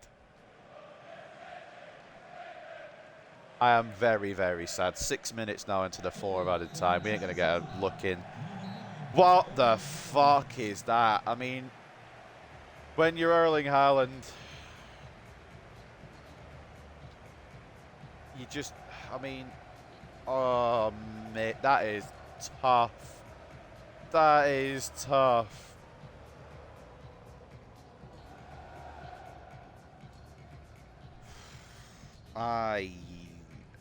I don't know, you know. I mean, I can't really blame anybody, because it was a good defensive showing for 93 minutes. It's just the tackle has fallen. In fact, it's a good defensive showing for the whole match. It's just the tackle has fallen to Haaland. The one person you don't want it to go to when you tackle somebody. He's lashed. I mean, I can't do anything about that. I respect it from City, but we should have put the game away. I know they've had probably more chances, but I feel like we should have put the game away. I need to go look at the match facts first before I look at any performances. I know they've had the advantage in probably everything, but again, I feel like we should have been the ones to secure the dub. Garnacho had 2 great opportunities. Rashford up on late as well. And it falls to Erling bloody Haaland. 59 to 41 in terms of possession, 13 shots to 8, 3 expected goals to 2.5. It's sadness. It's all I can feel is sadness. Man of the match is going to go to Erling Haaland, but for us it's Bruno Fernandes. 8 rating from him. Just tries all the fucking time. Try as he might. Wasn't successful today. Rasmus Højlund with a goal and a 7.9. Of course he scored. Mainu was very good today. Garnacho with an assist and a 7.3. And I'm wondering now, Gillet with a decent effort, but the first goal couldn't do much about because I tackled and it just didn't want to keep my centre back in position after I tackled. Haaland was through. Had to rush Gillet out. Can't do much about that. And in that goal there, it's just a snapshot that nobody's expecting. 5 shots out of 7 were saved by Gillet. I'm not having a go at him. To be honest, I'm going to have a go at this man, Manuel Ugarte. I don't know what's happened to him, but it feels like he's fallen off a cliff in terms of form. I suppose maybe he wasn't involved much, but like I just feel like this might be risky to say, but I feel like we win games without him. I don't know if I should say something like that, but maybe we can. Maybe the Ugarte curse, not the Ugarte curse, the Ugarte thing has worn off. I feel like centre-backs did better than what the game has said here as well, by the way, but he is a fucking cyborg for a reason. Man of the match goes to Erling Haaland with a brace and a 9.6. Mendes and Kabore, very good showings at fullback, to be honest. And then Foden with the assist and 7.6. Ederson with a 7.8, keeping us at bay. 7 shots, 6 saves, 1 conceded. Again, it really should have been us. It should have been us, and in the end, it's them. And that might... I don't want to say it too early because it's only the 5th game of the fucking season. It's way too early to actually suggest anything like this. But that might be the difference between us retaining or not retaining our Premier League title. Games like that. We didn't take our chances. We paid for it. Simple as that, really. City take full advantage and they go 4 clear of us in the league. There'll be other teams that go above us as well now. We'll probably drop out top 4 if I'm being honest. Mainu had a great game. Nothing against Mainu. It's kind of his partner there. Like Ugarte, the thing is with Ugarte in that match, and it's weird because he didn't feel like he was in midfield when I needed an option. But then when we were getting attacked, he didn't feel like he was defending. I don't know where he was, like, at all. Kariolu, I love this man so much. And it hurts that some of these players are doing so well and they don't get the result they deserve. But that's just football. That's just football. 3 players on your screen there deserve a lot more from that game than what they got. Rasmus Højlund as well, I must admit, he scored, but I don't know. Sometimes you just need a big Norwegian rather than a big Dane. These Scandinavian strikers, man. Baldanzi's going to say, I could have made a difference, perhaps. Yeah, keep working on your game, mate. I maybe could have... I was maybe could have brought him on, but Bruno was our best player, so it made absolutely no sense. Gillet is at its potential, which is what I was worried about, if I'm being truthful.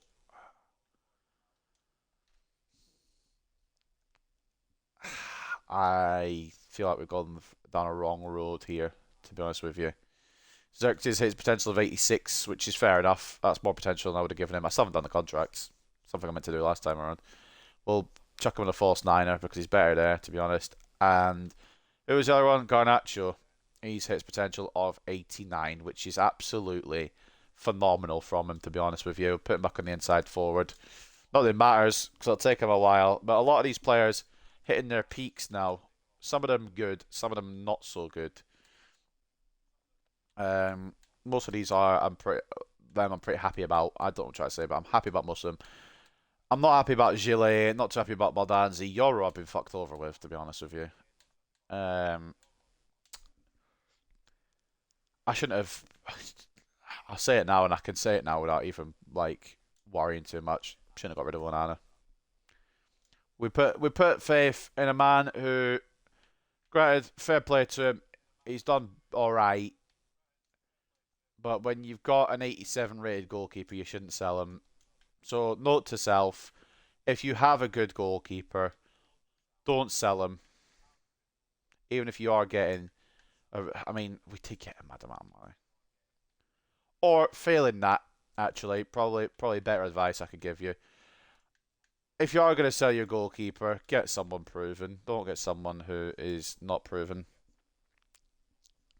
Even get yourself a Jean Man, perhaps, who's 89 rated at 19 years of age, rather than a Alexandre Gillet, who we kind of just, I don't know. I'm not mad at him because he's quite good, but I feel like the potential has fucked us over a little bit. Hey, not everything goes perfect. You learn experience, I suppose. Anton Stacky's wondering if he's got a chance of being involved. Of course he has. It's fucking Wrexham. We get dumped out after I've said that. I'm just going to fucking end the episode there, to be honest. I'm joking, but also kind of not. Team of the week. Haaland makes it for his late antics against us. Mendes and Kabore fully deserve to get involved in there as well. And we lose the Manchester Derby. I don't know how far that slips us down the table, to be honest, but Højlund deserves more. And Haaland snatched the win against Manchester United after his dramatic late goal, put Manchester United 2-1 up. It is what it is. But Cade Paul is sad. Look who you're letting down here, boys. After a great performance in the match against Man United, Haaland gets man of the match. Can't really dispute it. Late winner, constant presence, pain in the arse, Erling Haaland. We fall down to fourth. We're not out of the top four though, which I guess is good, but we're already 4 points off the top. And we know what we know about the goalkeeper. His potential is 82. Conceded the same amount as Leeds as well. I am not a happy bunny. But he's going to get a bit of an easier test in this one. He's going to get the Wrexham game just to kind of, recover him a little bit. Speaking of the boys, Wrexham, what have they got? In fact, actually, who else? What are the other? Who have the big teams got? City got Bristol, Chelsea got Palace. Okay. At least we didn't get a fucking. Oh, some of the matches have been played. Okay. I kind of spoiled that for myself. Bolton beat Sorry, it's not like they've even kind of taken it to penalties. It's not like they've kind of had it as a close match. Bolton have beaten Everton 3-0, like just straight up. Norwich knock out Fulham on penalties. Could be a bit of a shock, perhaps. West Ham beat Watford. Arsenal beat West Brom. Cardiff beat Fleetwood. Tranmere beat Morecambe on penalties. Swansea beat Oxford on penalties. Spurs are out at the first hurdle as they lose to Bournemouth. I could have seen that one coming. They're struggling in the Premier League. Brentford beat Coventry as well. Any more shocks to potentially happen? Bolton just straight up saying to Everton, yeah, fuck off. It's kind of funny. Did Spurs climb at all after that game, or are they still... Well, they won. They climbed out of the relegation zone, but it's not convincing. And Bournemouth are in the relegation zone as well, so that match really could have gone either way. Mate, it's a weird bottom end of the table at the moment, but we are in fourth and we've struggled as well, so we're a bit lucky to even be the top four still, in my opinion. Right, let's just think about easier games ahead because we have got one right here. It is Wrexham, so let's get into it. Check what they've got. You've still got Paul Mullen, you love to see it. A quote in between the sticks. Bravan and Barnett as the wing backs. O'Connor, O'Connell and Cleworth as the centre back three. Dobson, CDM and captain. Lee and Rathbone, the centre mids, with Marriott and Mullen up top as the strikers. Fall, Scar, Brunt, Bolton, Adam, Burton and Davies all on the subs bench. Wrexham have won obviously the last two matches. That would have been round one and the round two of the Carabao Cup, probably. They play a counter-attack style like we do. Key defensive players are Conquo, Barnett and Cleworth. Key attacking players, Rathbone and Mullen. Who's been doing the business? Probably Paul Mullen. No, Mo Farrell with a goal. Owen O'Donnell with a goal. Rathbone with a goal as well. I don't know if there'll be any more. It's sorted by assist for some reason. Sebastian Ravan, 68 rated, getting on the score sheet too. Right, sweet. Obviously, we're going to rotate. I don't know how much we physically can rotate, though, because we don't have that much depth. So there will still be some stars in this lineup. We're going to go with a 5-back. I said I'd try it again. I'm a man of my word, if nothing else. But obviously, it's not going to be these players that are in. Obviously, it's going to be the likes of Shaw, the likes of Harold Maguire. Yoro's going to sit in the middle, which could be an interesting one. And Isaac Toure on this side, with Maz on this side, Again, we realised last time that a DM doesn't really fit this.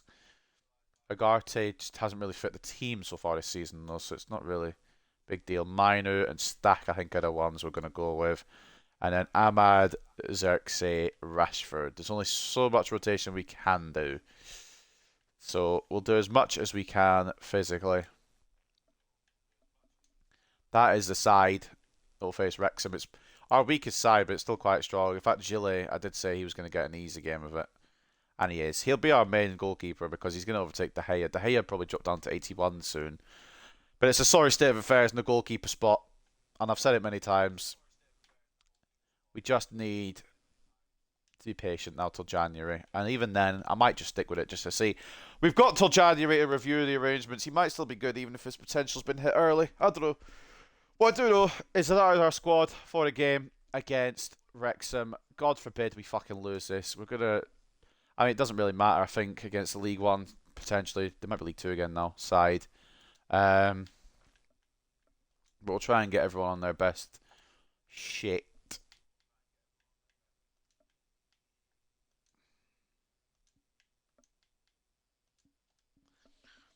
And that is a team that will face Wrexham then. Should be able to put them away with a minimum of fuss. But, again, we're Man United. We don't do that. Gillet in goal, Sean Mazraoui as the wing-backs, Toure, Yoro and Maguire as the back three, with Maguire captain in the side, Mino and Stack as the centre mids, Rashford off the left, Ahmad off the right, Xerxes at striker. I don't remember their stadium name. I want to call it Griffin Park, but I know that's Brentford. Or it used to be Brentford. Or maybe still is.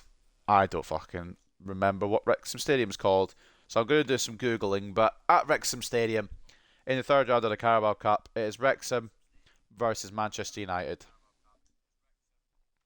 I'm going to be honest, Gilly. If you can see it against Wrexham, then we're going to have conversations. This has got to be our first clean sheet, right? Racecourse ground. I knew that.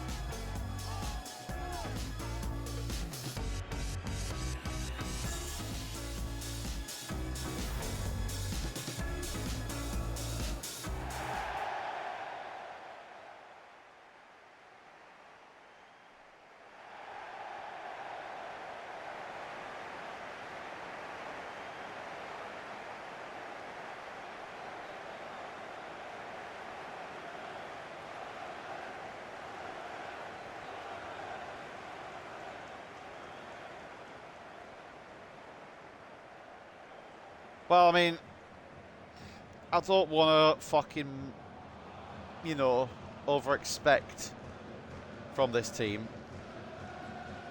But I think if we lose this, or even if we concede here today, there's going to be some questions.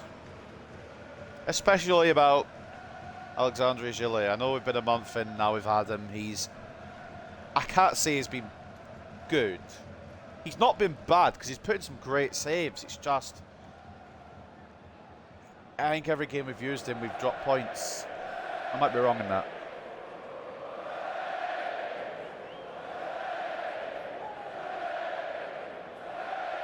In fact, I know I'm wrong in that because I'm pretty sure we used him against Brighton, didn't we? Oh no, we used De Gea. Wait, maybe I am right in that. Hold up. No, because we used De Gea against West Ham. That is the fucking team that they're bringing. Slightly different to what it said on the preview, but it doesn't really matter. I shouldn't think. Well, Mo Fall is starting. Keep an eye on him.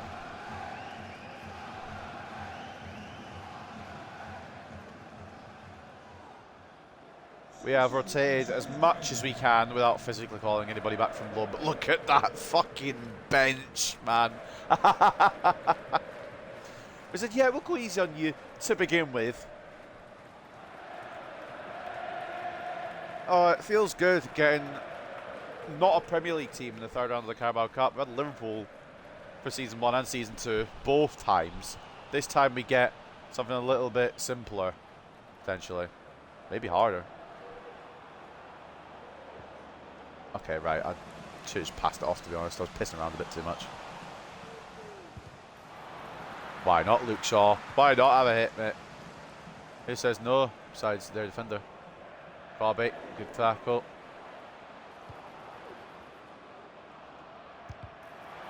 There's going to be quite a few of those today, I think. Whether any of them go in is up for debate. But there's going to be quite a few of those. This is kind of just a game for the lesser players and men like Maguire, who won't be here after next season, to get some game time on the pitch. And it also gives us a chance to try this 5-back again. I know it won't give the same kind of, you know, importance to it because it's a 5-back against Wrexham and we're using rotated players, but we're still using the 5-back. Rashford, oh, you fucking cunt. I'm not blaming. I'm just calling the fucking goalpost a cunt for efforts. Nobody on the team. Unlucky Rashi, to be fair. May. Is that not 1-0 blood? Good tackle, apparently. I thought it was a foul, personally, but I'm not going to complain. Ahmad for Xerxes. He found his level. No, he's passed it all the way back to Shaw when it was aimed at Rashford, I will admit. Mainu. Good effort. Yeah, well. I'm going to be honest, part of me felt guilty going for that rebound. I half thought to cut it back. I'm going to be honest, I really did think about not taking the shot on there and playing it inside. But when you've been given that much space, you can't really deny it. Why is my stream closed itself? Did I ask you to close yourself? I did not. Thank you.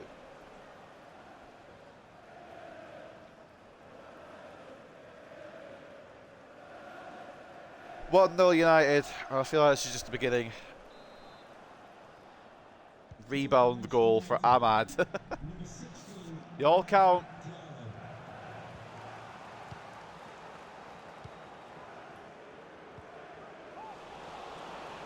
Long day at the office. Even Anton Stack's doing well. Well, I mean,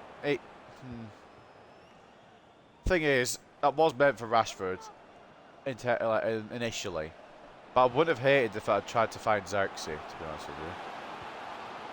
Good tackle, Lenny Yoro. Corner to Wrexham.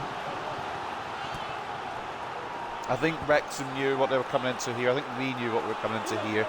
Proving ground for us, perhaps.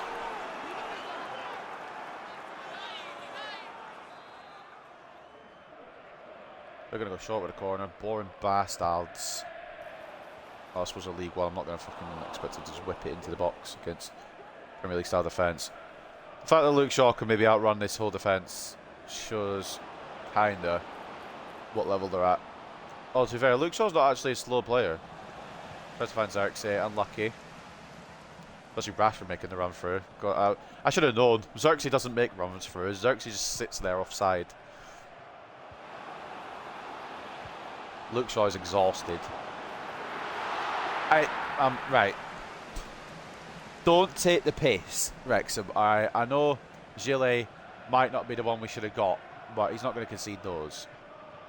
He concedes one of those later. I'm going to fucking... Maz, come on. Cheers, lad. Like, fucking hell. Bollocks. Well, that's all come from Mazraoui taking 3 business days to make the fucking run, isn't it? Oh, shite. Harry Maguire.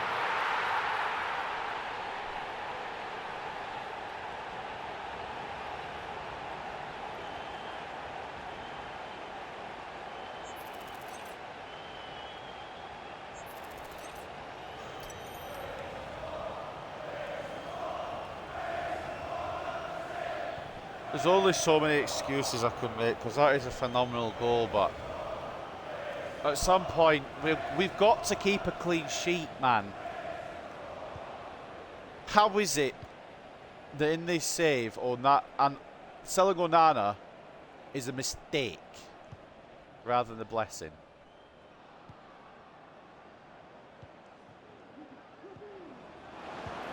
Bobby! Oh, came off his wrong foot, to be fair. I'm obviously already thinking about goalkeeping ideas for January. Like, I am not a hater of Gillet. I'm trying not to be a hater of Gillet, but he has conceded against Wrexham. Granted, it's a very good goal from Mo Fall, but it's still got to be a clean sheet against fucking Wrexham, man.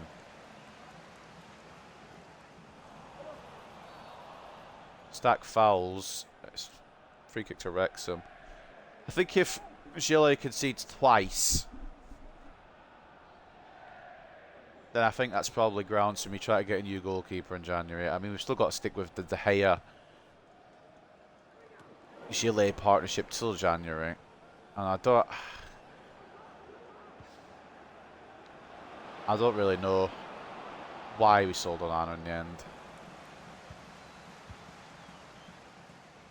And, like, yes, I keep bringing it up. But also we've conceded to Wrexham. So it's kind of like, well, it's worth bringing up now, mate. Great block by Lenny Yoro. We are struggling against Wrexham for crying out fucking loud. I'm a little bit irritated, to be honest with you. I know, like, there's change for change's sake. Well, there's changes that we needed to make, but you can't do changes for change's sake. Anton Stack nearly getting his first goal as a United player. Harrington, good save. But it's just, we haven't kept a clean sheet yet. We don't look like the same team we did last year whatsoever. I don't really know what's happened in other positions, but the goalkeeper position was a risk and it hasn't been rewarding yet. There's still 4 months. But as of yet, we haven't seen the rewards. Gillet hit his potential very early, which I kind of had a feeling he would. I knew he had some growth, but I didn't think he'd have much. That being said, just try to think positive. Rashi, in towards Maguire perhaps. Yep, Harold. Oh, just over the top from Maguire. Captain today. Unable to find the goal. Good effort though. 3 Wrexham players on him. I'm surprised he even won the fucking header.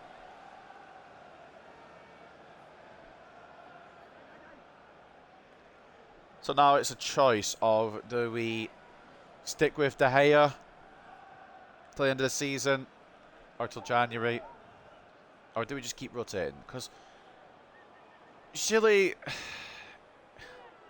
most of the time Gillet's actually been beaten by good goals, to be honest. I wouldn't expect any keeper to save, even Onana. But the fact is we're just conceding too many, and I don't even know if that's a... Maybe it's not even a goalkeeper issue. Great fucking tackle by Ravan, I think it is there. Wrexham holding their own. Right, if we need to, we can bring some superstars off the bench. I don't really want to. Xerxes might as well just not be on the pitch, to be honest. And he did that against West Ham, to be fair. Just haven't been able to use him today. I've not really, to be fair, it's not really been trying to use him, but it's just because it's not really been a chance. Does get the ball here, plays it to Ahmad. Minu to make the run.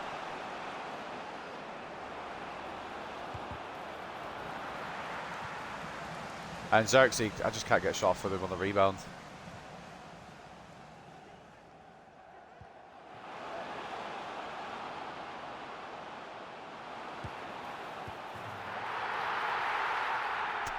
I mean, I'm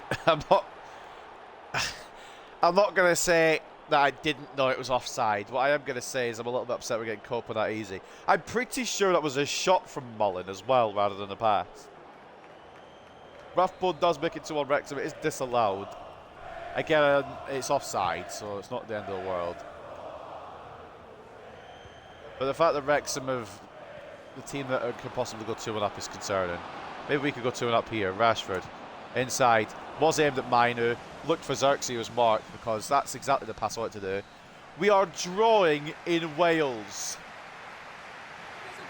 At the racecourse, it is Wrexham 1, United 1.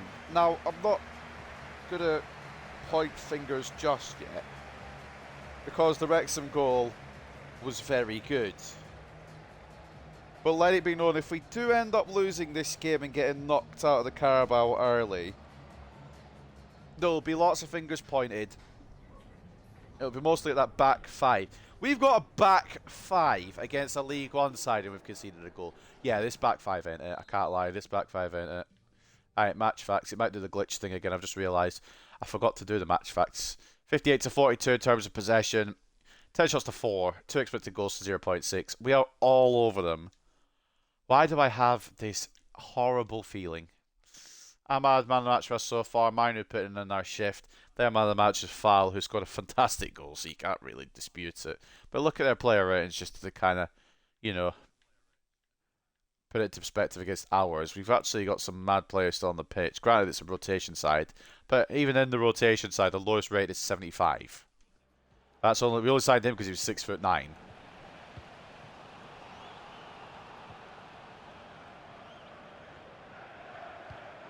There's some suggestions I'm glad I've listened to, but some I wish I hadn't. I think it's probably the way we can talk about that transfer window. We've got plenty of money for January. I'm glad we do. Because we are going to probably get a new goalkeeper. Xerxes got himself back on side, to be fair. Not what he usually does, but he did there. I got to give him credit. I don't remember who we got next. I think it's a bottom tier team, otherwise I would have promoted it a bit more, I think. Who have we got next? I'm trying to remember. I know we've got Midtjylland in the Champions League, but before that, who have we got in the Premski? I don't remember. Maguire. There he is.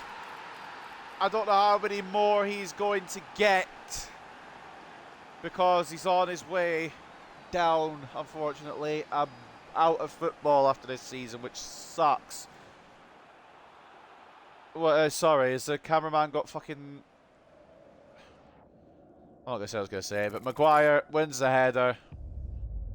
Beats 3 men to it again. Gets it in the back of the net. It is only Wrexham, but it's still a Harry Maguire header. And they're going to become less and less, because he will retire at the end of this season, but at least we got him one to take with him. And it could now be the opening of the floodgates, as Xerxes can't even find his level against Wrexham, although he did score in the Premier League, so I'm not going to get too mad at him. Ahmad. Just couldn't slide it past and didn't fault out Xerxes. But yeah, we're not going to get many more of them from Slabhead, so enjoy them while you can, boys. Enjoy them while you can. Good one, Anton Stack. Ahmad. Slots it to Xerxes. Oh my god. Joshua Xerxes, man. I'm not being funny, but you are meant to be a Premier League footballer for Manchester United. Rashford does bag. It's 3-1 off another rebound goal. It's a good layoff for Ahmad. And Harrington does well to stop the initial shot, but he can't stop the follow-up. And I think it's going to be a bit ugly here at the racecourse as we progress through this second half. It's exactly how I wanted it to be honest. I just wish we hadn't fucking conceded. But the goal that we did concede, you can't have many arguments about. So, as long as we don't concede again, thank God for Lenny Oro. We're going to have a serious think about what we want to do in January. I know it's only September, but like, a lot of these players hit the potential. Some of them hit it earlier than you'd need, like Yoro. Do we move him on potentially, try and get someone else a bit better? I don't know. Those kind of thoughts are going around in my head now. Just thinking about everybody in this squad. And the fact they've all hit the potential already, we can maybe bring in players that haven't. Or hell, maybe we bring back players off their loans. I'm not even suggesting Roman Bowman there. I'm just going to see who we do have that we could bring back off a loan to help us out a little bit. Right wing's a position I'm not too concerned about just yet. Brett Skelly's been good. At least at scoring he's been good. Everywhere else it's been a bit middling, to be honest with you.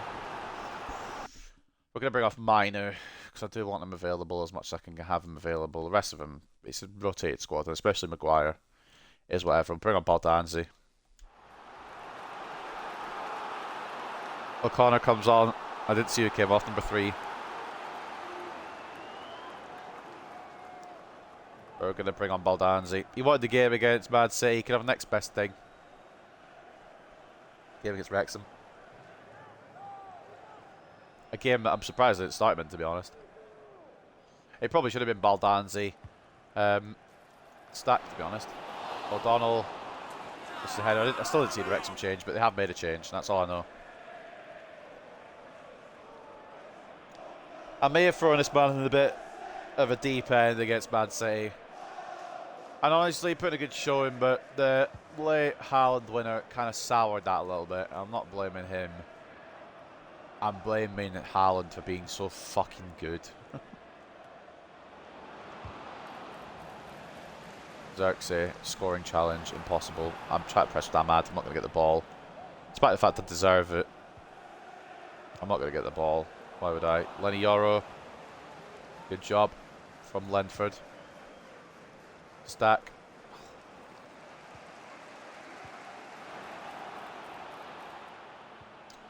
Offside. I was going to say Paul Mullen, mate. It was closer than I thought it was, to be honest, but it is offside. Isak Toure could have just had his P45 handed to him right there, I can't lie.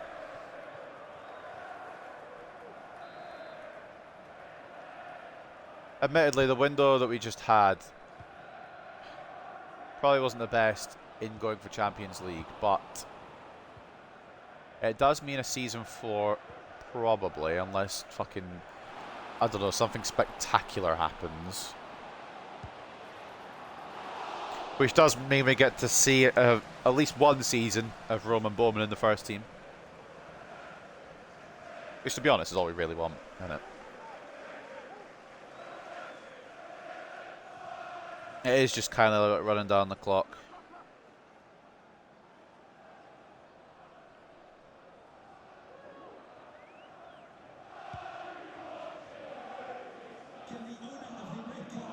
Xerxes.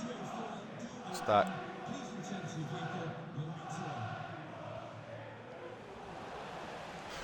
Yeah, Mazraoui is making a darting, overlapping run, but aim it at fucking...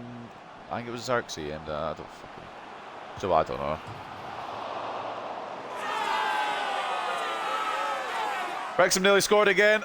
I'm trying just to keep my temperament. Foul hits the outside of the post. That would have brought Wrexham back in it. But I'm just trying not to lose my cool right now, if I'm being transparent with you, ladies and gents. Because if Wrexham had got back into that, I think Gillian might have gone down as one of the Man United worst signings ever. Despite all his other performances. Although, again, I do feel for him a little bit, because we've done nothing but throw him in the deep end since he came here. Mullen struggles against Maguire. We have thrown a man. He probably hasn't had a lot of first team football total. He's been behind... They had the guy at Leverkusen, I can't remember who the goalkeeper was. He's been behind whoever is the goalkeeper at Leverkusen. I'd have to go double check. And he's been thrust into a Man United team who wants to win the Champions League. So I can kind of understand. I was going to say, I didn't even say Baldanza this match yet. He's there, but he's lost the ball. Continuing my thought, yeah, he's been kind of thrust into action, like the deep end. And he's not been able to swim just yet. Maybe he'll learn. I hope he does learn, because it means we'd have to splash out on a keeper. But we've got till January to see if he can figure it out. Xerxes, man, you're like a fucking... I do like Xerxes, man, but his movement leaves a lot to be desired. Go on, Stack, get your first goal. I'm starting to think Stack will ever score for us, but he gets maybe like 5 games a season, so it's not like he's had a lot of opportunity.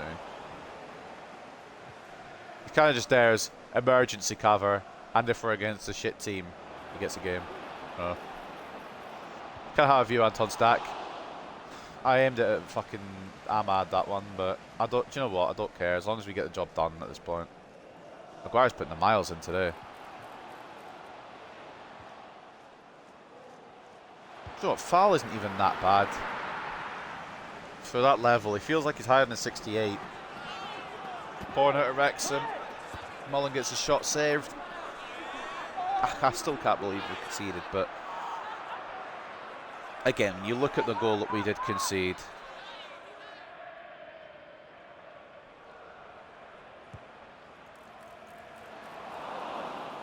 Right. I mean, it's going to be a counter-attack and it's going to be Ahmad. But it's going to be well read by Ravan, to be honest.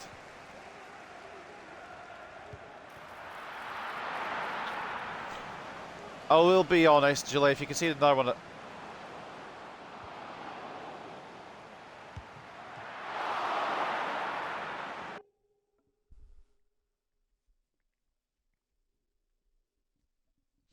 We're going to do a little game here, a little quick one, just before we end the match. Your name is Alexandre Gillet. You've got Stack in the middle, unmarked, or you've got Toure, who is marked. Who do you throw this to? You would assume this is going to Stack, wouldn't you? It doesn't, somehow. I need to slow it down. I don't even fucking go that fast. So Gillet has players ahead of him. How does that even physics? How does that even... Right. I feel like it's obvious I'm throwing it at. It goes straight forward. And suddenly, it's like it's hit off his hand like a volleyball. Either way, Wrexham do not score from the resulting bullshit. We can get it clear. I'm just not taking any chances. It's fucking right. Game is bollocks, isn't it? Let's be real. We are going to go through to the next round, but not without a fair share of intrigue and controversy. And Wrexham did put up a good fight. It might be 4-1 yet. Never mind, it's Xerxes. Never mind, it is Xerxes. Right, whatever. Run down the clock if you need to, Wrexham. Enjoy yourselves. It's a big ticket sales day for Wrexham. They'll make a lot of money from this, but at the end of the day, the dub goes to United, as it fucking well should. 3-1, the scoreline. Ahmad, I forgot to score, Maguire and Rashford getting the goals. Maguire getting the only non-rebound goal as well, so shout out to him for that.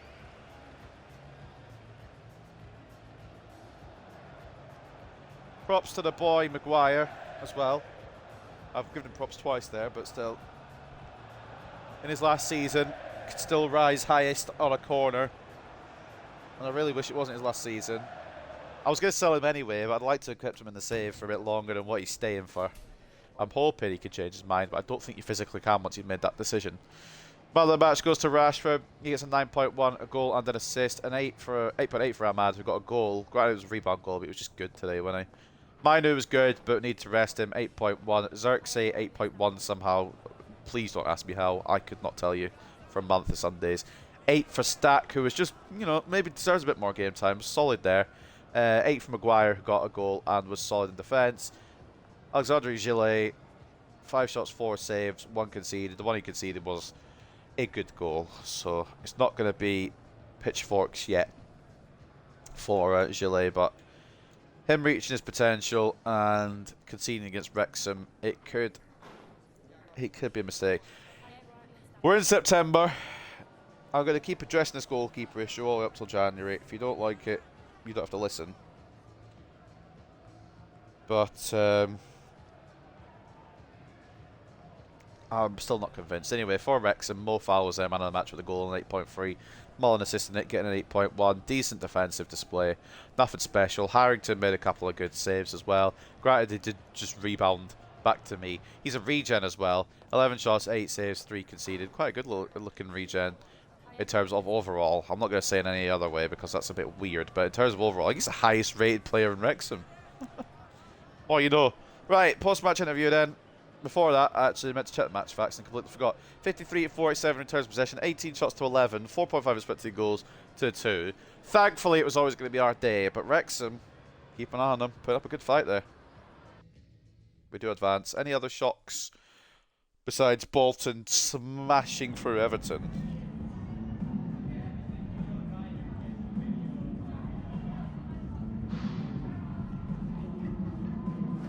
I was impressed, but you got to think about the fact that it was a League One opposition, so we're just going to encourage rather than celebrate because it's League One opposition. There's no point in going out of our minds.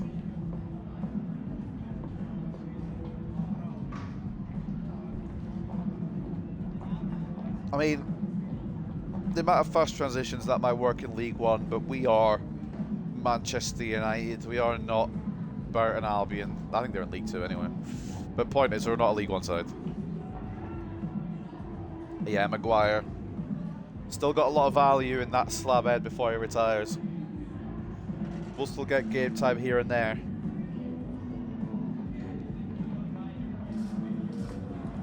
And when he's on in those games, he will have the armband. Do we, if we have a trophy, potentially at some point this season, I hope we have at least one, for the love of God. Is he going to be the captain for it? That's the question I think we have to have a discussion about as well at some point. But before we do that, Defender Plus Plus for Isak Torre, he continues to grow quite well. And I believe there was a message from Anton Stack, who put in a good shift, and he might want more game time down the line. He's happy to get the win, but he knows he's sporadic. He knows his cover. He doesn't, like, go out of his zone. He's not saying, well, actually, what you should be doing is starting me all the time. He knows his limits.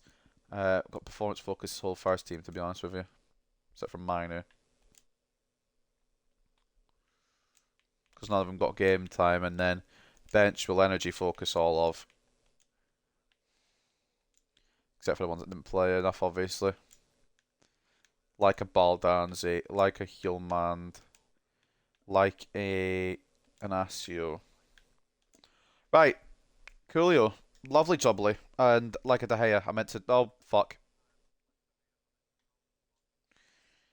I'm going to do a coin toss now to give a nod this game to be honest with you. I feel like an Everton game could be good for Gillet, especially after they just lost 3-0 to Bolton. But De Gea wasn't at the game for a little bit now.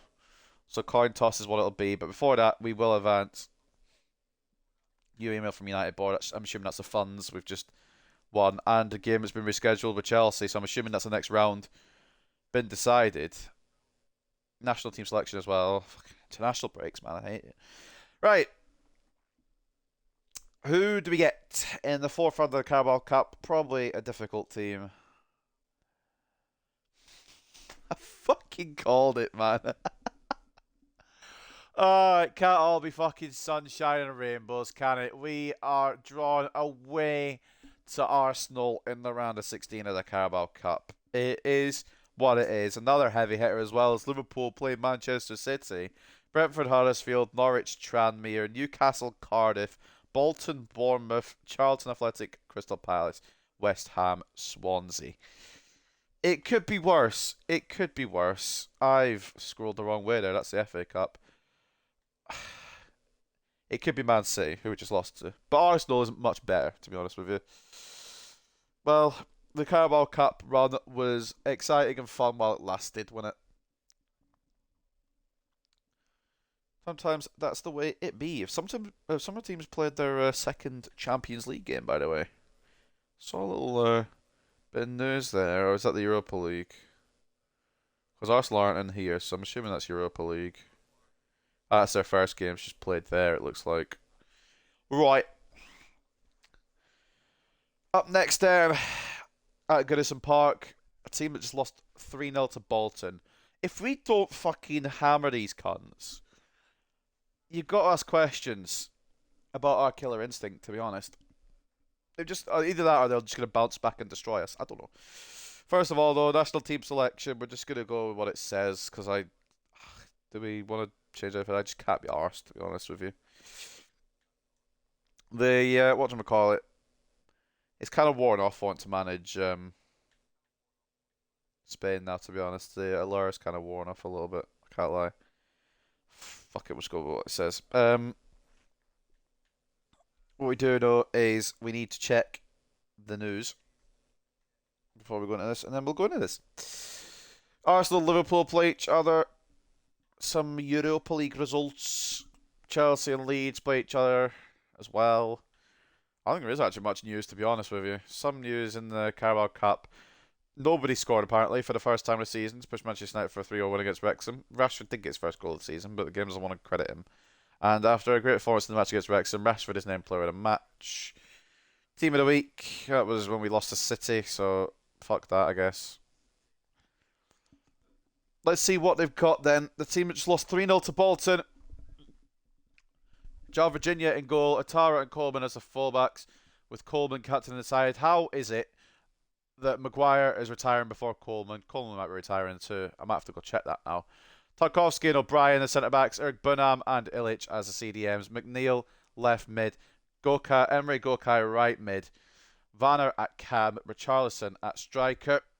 That is a team that Everton are going to bring to the table. Al-Mazrati, Chermiti Vitic, Arthur, Keane, I should say, not Kane. Fucking hell, imagine. Malpai and Decore on the bench. They play a tactical preset of a counter-attack. We know that. We know that too well because we do that too. Key attacking players, Richarlison and Illich. 2 wins, 2 losses, and a draw for Everton. And their best player is Decore, who's on the bench. Fair enough. Is Harry Maguire retiring before Seamus Coleman? Is now the next question on my mind. There's so many weird questions I get out of career mode, and this is one of them, I think, that needs to be answered. Can I click A? Ain't you? Can I click M? Ain't you? Seamus Coleman, is he retiring? He's not even retiring. What the fuck? How is Harry Maguire retiring before Seamus Coleman? It's a masterpiece of what the fuck, Harry, I suppose. Right then, we know what we've got to face. If we fucking somehow lose this, I'll be surprised. If we can see the goal, I'll be surprised. In fact, actually, that's a lie. If we can see the goal, I'll expect it. But, I don't know. Fucking honestly. Right, coin. Where art thou? When I needed thou, there's one. That's not coin. That's coin. Right. Heads, Gillet. Tails, De Gea. Tails. Big Dave gets between the sticks. We're going to go with Maz. And we're going to go... I want Baldanzi to get a game. Is it this one? Probably. I'm risking it. He hasn't been up to snuff recently. Manuel Ugarte. I just want to see what happens if we don't use him for a change. And I think that's alright everywhere else. To be honest, I don't think we need to change anything. Do we? Sorry, I caught a microphone there. I am going to actually start Rashford. No, I'm not. I have thoughts and then I go back instantly on said thoughts. Who's going to have the armband? I guess De Gea. Sure, that's going to be the team that faces Everton then. If we lose this after they've just lost 3-0 to Bolton, this team is getting gulagged. All of it. Every single bit of it is getting gulagged. I don't give a shit. De Gea in goal. He's going to captain for today. Cariola and Mazraoui as the fullbacks. And Asio and Delete as the centre-backs. Mino and Hulman as the CDMs. Yeah, no Ugarte. He's not been good enough, quite frankly. I just want to see if it translates on the pitch this year. Baldanzi at cam. Garnacho off the left. Kvaratskhelia off the right. Hoyland up top. At Goodison Park, then, it is Everton hosting Manchester United.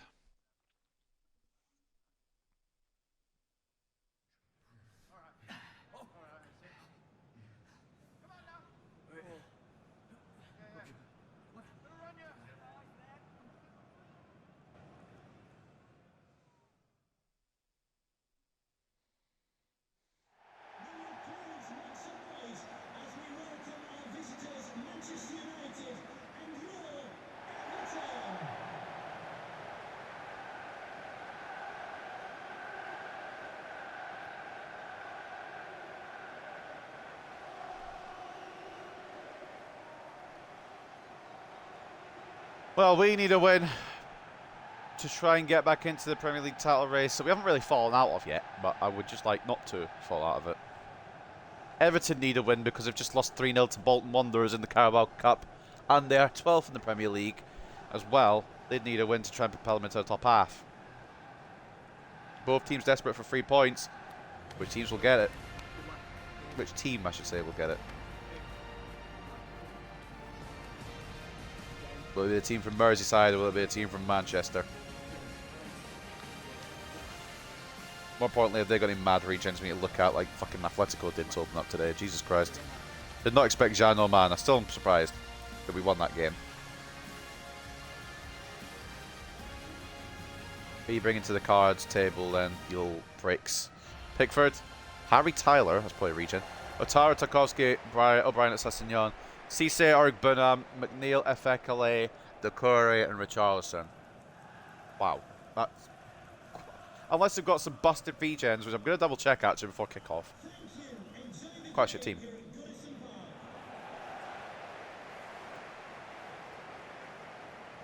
For us, that is our boys in red. Well, actually, white and black and red. We're in the away kit.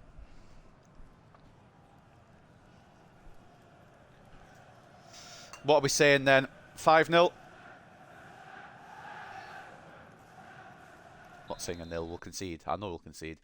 Any busted regens before we get into this, Sam? What sort of rating is Tyler? I'm just getting a bit of a... They don't have another goalkeeper, no? Shell Virginia. I'm guessing Pickford fucking up and left. I don't blame him. Alright. United kick-off at Goodison. We're underway. That was meant to be in the air.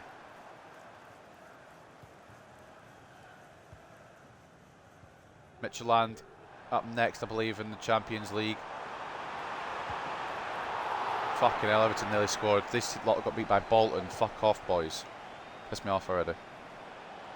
Thankfully it was with Charleston. If there's anyone with any competency, we could have been fucked. Well done, Zay. Tyler Holt. I just started a 66 rated keeper in goal. Then again, my keepers haven't really been doing the business either, so I can't fucking say shit. Good tackle, Maz. I wonder if McNeil's left as well. Or was he in the team? I don't quite rightly remember. Baldanzi. Oh, fuck you. I was getting ready to celebrate. Nah, mate. Minus. Smacker. I mean, I can probably do that a bit more in this game because he's 66 rated in the sticks. I'm pretty sure that the Wrexham goalkeeper is higher rated. Bit of a foul there. We're going to get away with it. Garnacho. Ireland. Just can't get it through. Guardiola keeps it alive. Ireland. Baldanzi. Fucking shoot sometimes, mate. Or pass it. I need to have a word with myself. What? What? How's Richarlison? What? How did Richarlison get through?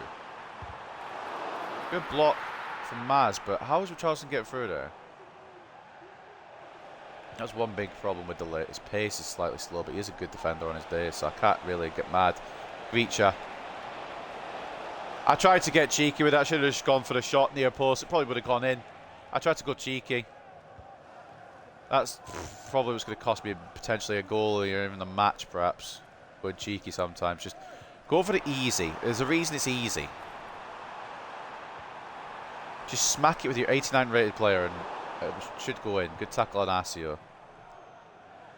I need to make sure I give Asio enough game time as well because he was really brought in for the 5-back. I mean, if I'm not going to use it, and it's kind of surplus to requirements, to be honest.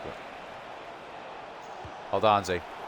Oh, he blocked it. Fucking Grealish puts City ahead over Southampton. Minu, good fucking job. I love this man. Garnacho. Cariolo. Kvaratskhelia. Well, I don't know why Hoyland is all the way down there, to be honest with you. Are we going to make a tackle with either of them? No, we're just going to let them run through. Okay, yeah. Yeah, that's, yeah, you know, that sounds about right.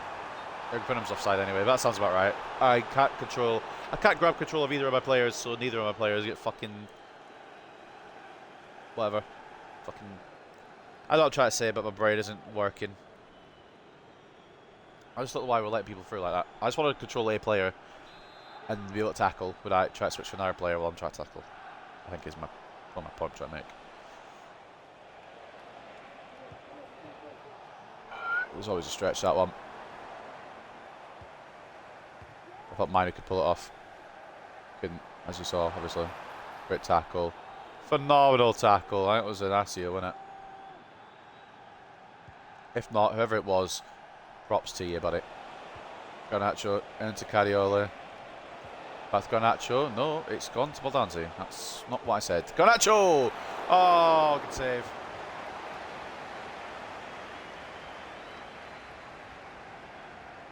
Faradona on the corner. He's not quite shown the magic he did last episode, I will admit. Not going to get this title, I don't think, like he did the last episode. Well, he might. He might pull off something yet. Delete! Well, there's the goal. Unmarked. The Dutchman Doing his best Harry Maguire impression by scoring a header from a corner. It's 2-2 from headers from corners for the boys of Manchester United. First Harry Maguire against Wrexham. Now Matthias de Ligt. It's a great delivery in from Kavica, to be honest with you. Perfect. De Ligt rises highest. Nobody's even close. Pathé Cisse can't get there. Pathé Cis, whatever his name is, can't get there. Dwight McNeil can't get there. Nothing the keeper can do about it.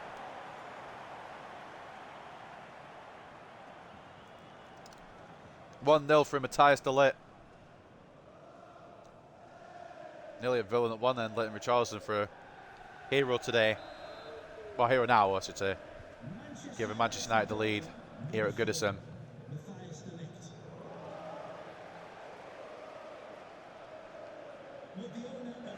Cobby! Oh! And there goes Rasmus. Oh, he expected the net to ripple every time he shoots, but if there's a defender in the way, he physically can't. Physics doesn't allow that.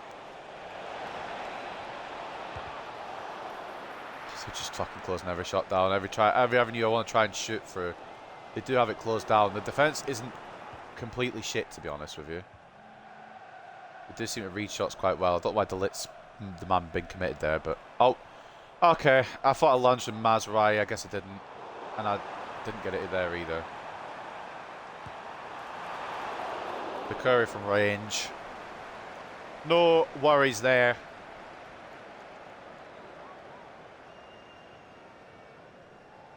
Still got one more game after this. As we know, we host Midtjylland in the second game of the group stage of the Champions League.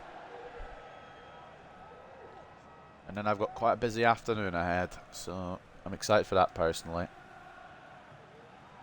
Stuff I've got to sort. And I've got to take my dog out to the beach, and then I'm going out tonight. So a busy day.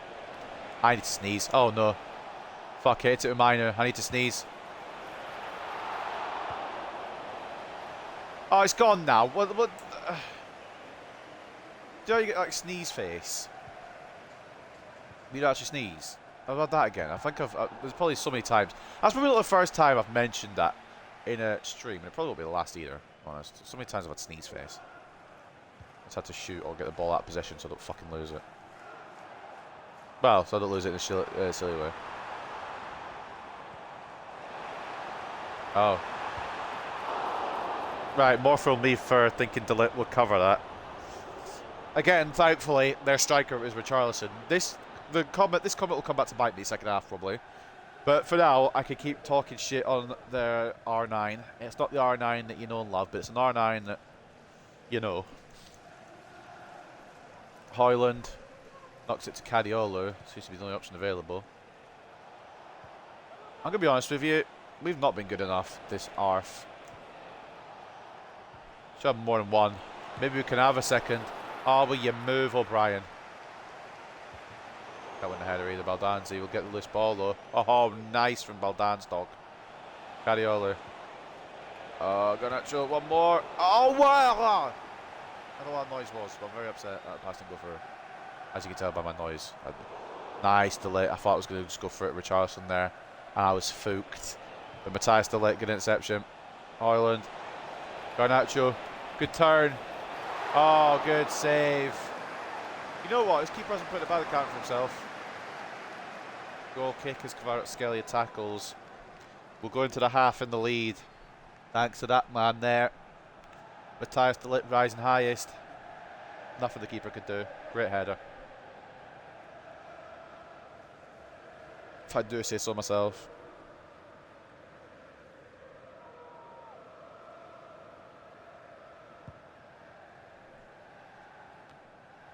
I mean, we're in the lead, but it should be convincing, to be honest. If Bolton can beat these cunts 3-0, why can't we? You know, minimum.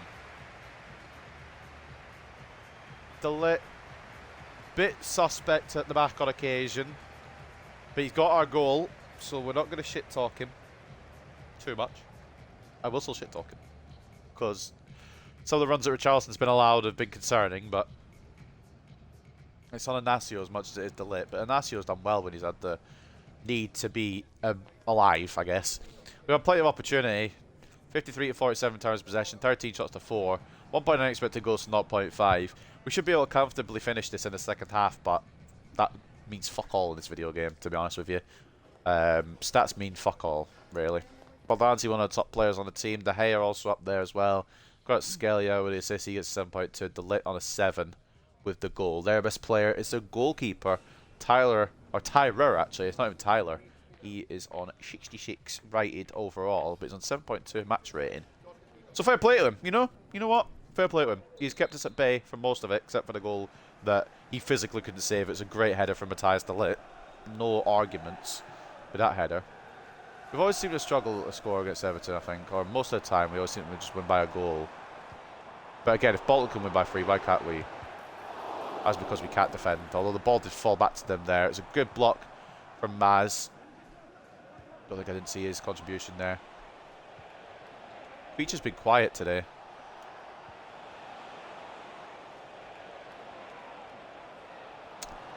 Mate, sorry, does Baldanzi just kind of like slow down right when he's wanting to pull the trigger? Good exception by Cadiolo. Not that he had to do much for it, but it's still an exception anyway, so he gets the credit. Barrett Scalia.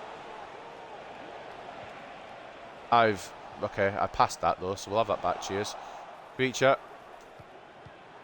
Well, it was for Hoyland, but okay. Baldanzi. Oh, Tyra managed to make a save through the sea of bodies. Corner. As Everton make a change of Eckley. I forgot he was playing, to be honest. Hodge coming on.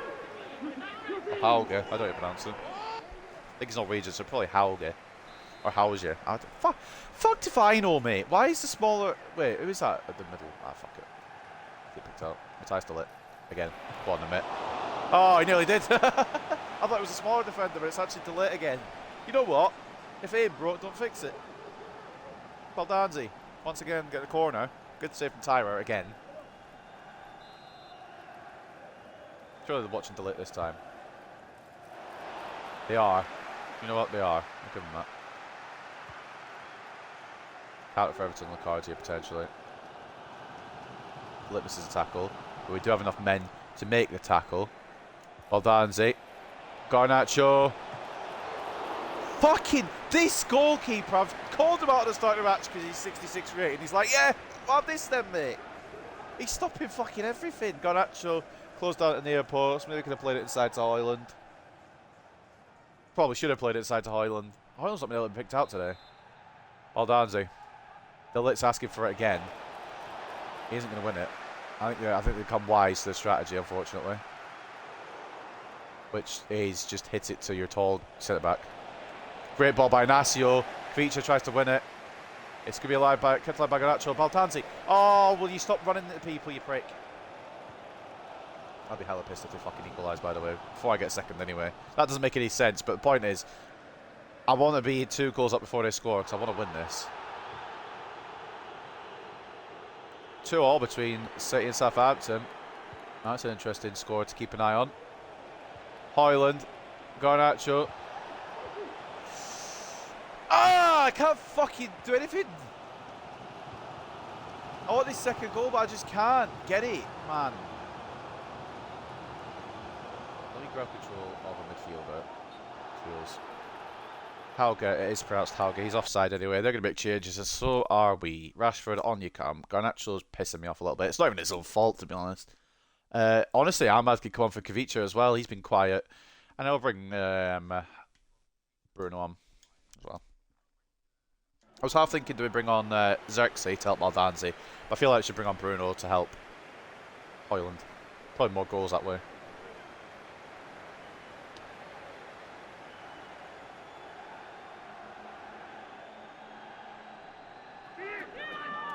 Triple sub. Wingers and Cam making way for other wingers and Cam. Rashford and Ahmad were good. Granted, it was against Wrexham, but they were still good. I feel like a good form go to waste. Arthur comes on for Everton, and Bruno almost immediately, right off the bat, makes it 2-0. If we don't fucking come away, by the way, with 3 points here, it's an injustice, quite frankly. We have been all over them. This goalkeeper has come out of absolutely nowhere, has decided he's going to be the best cunt in the world. Alright, Rashi, try and find Delete. Lovely. Delete! Oh, there's only so many times. He's had so many opportunities today. Not far off at all from Matthias Delete. Surely there's a second goal in it for us somewhere. I'm trying to get it to the big Dane because if in doubt you get it to him and he'll bag for you, but I just can't.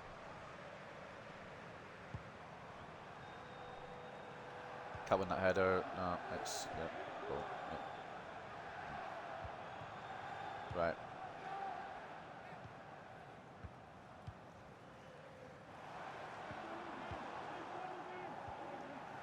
Good tackle, Maz. I'll just try to find a way through to Hoyland. It's going to get there eventually. Even he's getting close down. O'Brien has been very, very good today, I will admit. Sorry, have you got the ball dead in? Sorry, is he 100 paces on him? Because Carrio's got 90. Tackle Minor. Oh, that's not how pace works before fucking anyone says anything.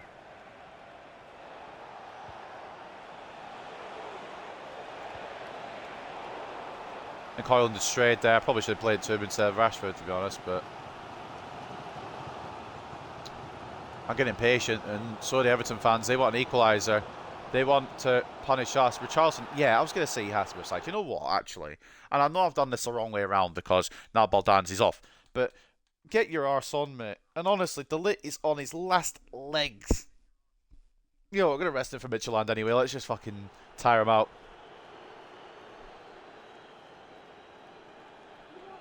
I'm not going to back five it against Midtjylland. I'm not that brave. But I'm going to rest Delete. I'm that brave. I'm brave enough to rest Delete, but not brave enough to back five it. On comes Xerxes. Can he provide? Probably not. If Hoyland can't, what chances fucking Xerxes have? Maz. Ahmad. Oh my god. Oh my god. Oh my. I give up, bruv.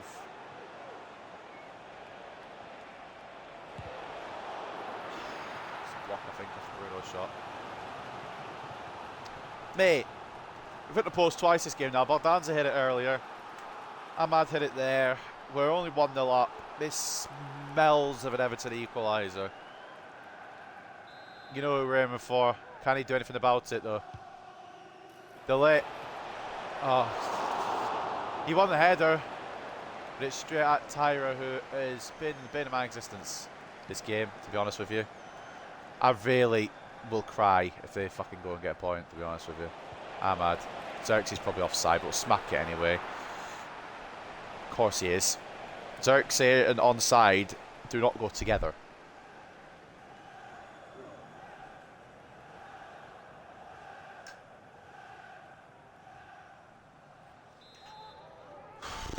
Reprieve for Everton.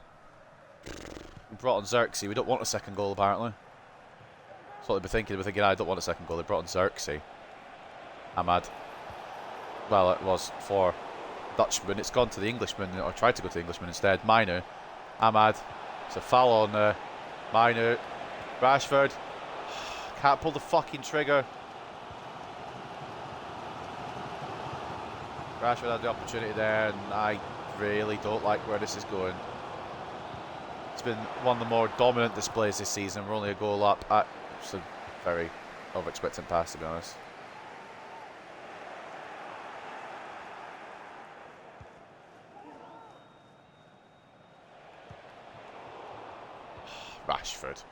Rashford. Why are you telling me about a goal at Manchester City and then bringing up the Chelsea score? Please. Oh, he's... Xerxes! Will you stay on side? Pafe Cease is going to get the yellow card now for the foul on Minor earlier.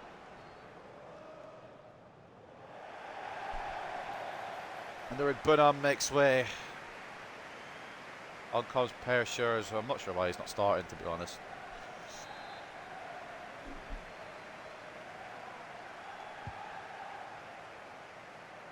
Gilman. Bruno just smack one, mate, honestly. Not like that! Delight's got nothing in the tank. Fucking criminy.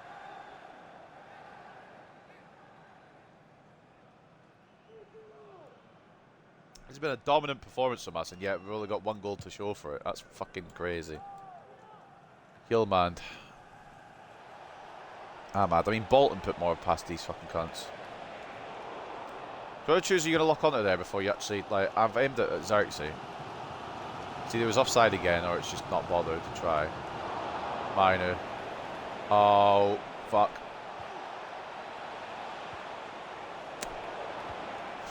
Xerxes, what can you actually do with a football? Because you can't pass. You can't shoot. Even without the ball, you can't stay on side. Just asking for a friend. What are you actually physically able to do with a football? Fuck off. Fuck off.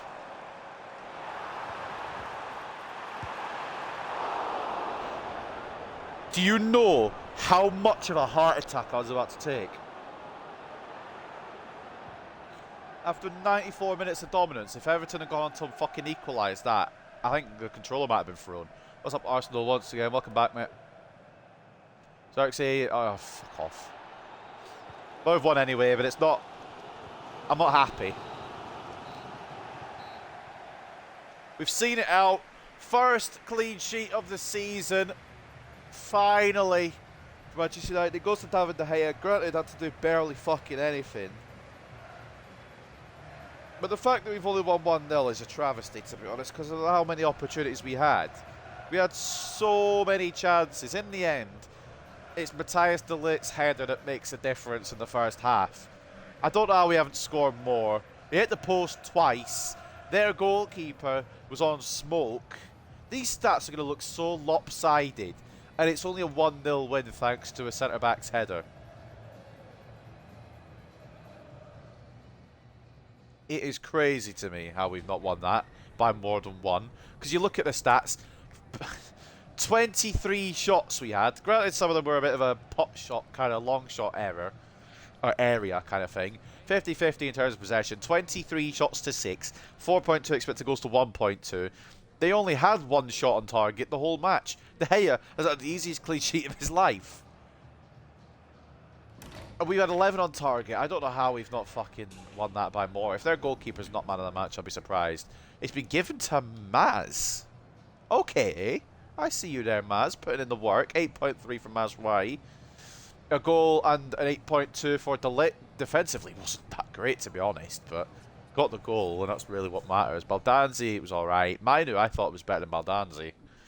De Gea gets his first clean sheet of the season. Made 1 save. A singular save. I need to sneeze potentially again. I don't know if I'm going to sneeze face or if I'm actually going to sneeze. Kvaratskhelia got the assist because he took the corner. I'm actually going to sneeze. But yeah, I mean, it's a good win. Good performances probably from everyone. But ultimately, we should have won by more than 1. Tyra gets Everton's man of the match. No surprise. 11 shots, 10 saves. Only 1 conceded in the end, and that was the header. Tarkowski and O'Brien did well.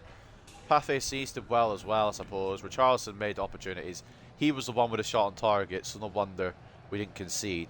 I wonder if we can see that save from De Gea, if it'll come up on the highlights, to be honest, because there's so little highlights that the fucking save from De Gea might come up. Look, all he says, Tyra. None from, well, 1 from De Gea, but it doesn't show there. So that is another win, at least.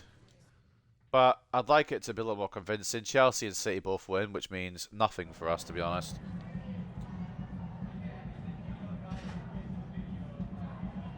Luke Shaw back in training. Before he gets injured again in training, probably. Højlund was unplayable, was he? I didn't think he was that good, to be honest with you. Didn't score like I thought he would against the team. That's probably the place you expect Højlund to get like a hat-trick or something. Mazraoui got man of the match. I'm not entirely sure how, to be honest, but I will congratulate him and celebrate his performance. And then I don't know who we'll talk about last. Probably fucking De Ligt, yeah, because he bagged. Were you happy with the amount of danger De Ligt created? I mean, he's a centre back, but no, he done well, I guess. Got a winning goal. Can't be mad about that. Although I wish his defending was a little better that game. I can't be mad about that. Either way, we get the dub. If it had fucking gone to a 1-1 at that last minute fucking opportunity that Everton had, you might not have seen me again, to be honest. But thankfully they put it wide. And we make it through. Garnacho message here. I've got to be honest, I was worried that you were thinking about replacing me and your faces at the club stories in the papers. I suppose I just felt a bit insecure. Thanks for straightening things out. I mean, mate, you're 89 rated. You're the number 7. Ever since you got the number 7, granted, you've fallen off a little bit, I must admit, but... Oh my god, this doesn't make... this makes me pissed off. Onana's been really good for Barcelona.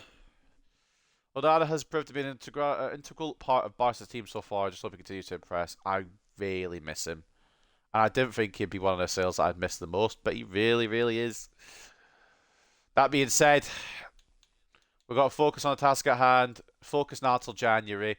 De Gea has got a clean sheet. Now it's Gilet's turn to try and get one in the Champions League. Can he do it? Probably not, to be honest with you. I don't really... Oh, fucking please. Respond. These menus are the least responsive I've ever seen in my life, by the way. Just to get away from the fact that we're obviously playing Champions League next. I don't understand how you make such shit menus. We should be able to get past Midtjylland and then today on a high. But again, it is me. It is this career mode. There's no guarantees of anything. I'm going to rotate a bit, but like, I don't know how much to rotate. I don't know how much I trust this game, truth be told.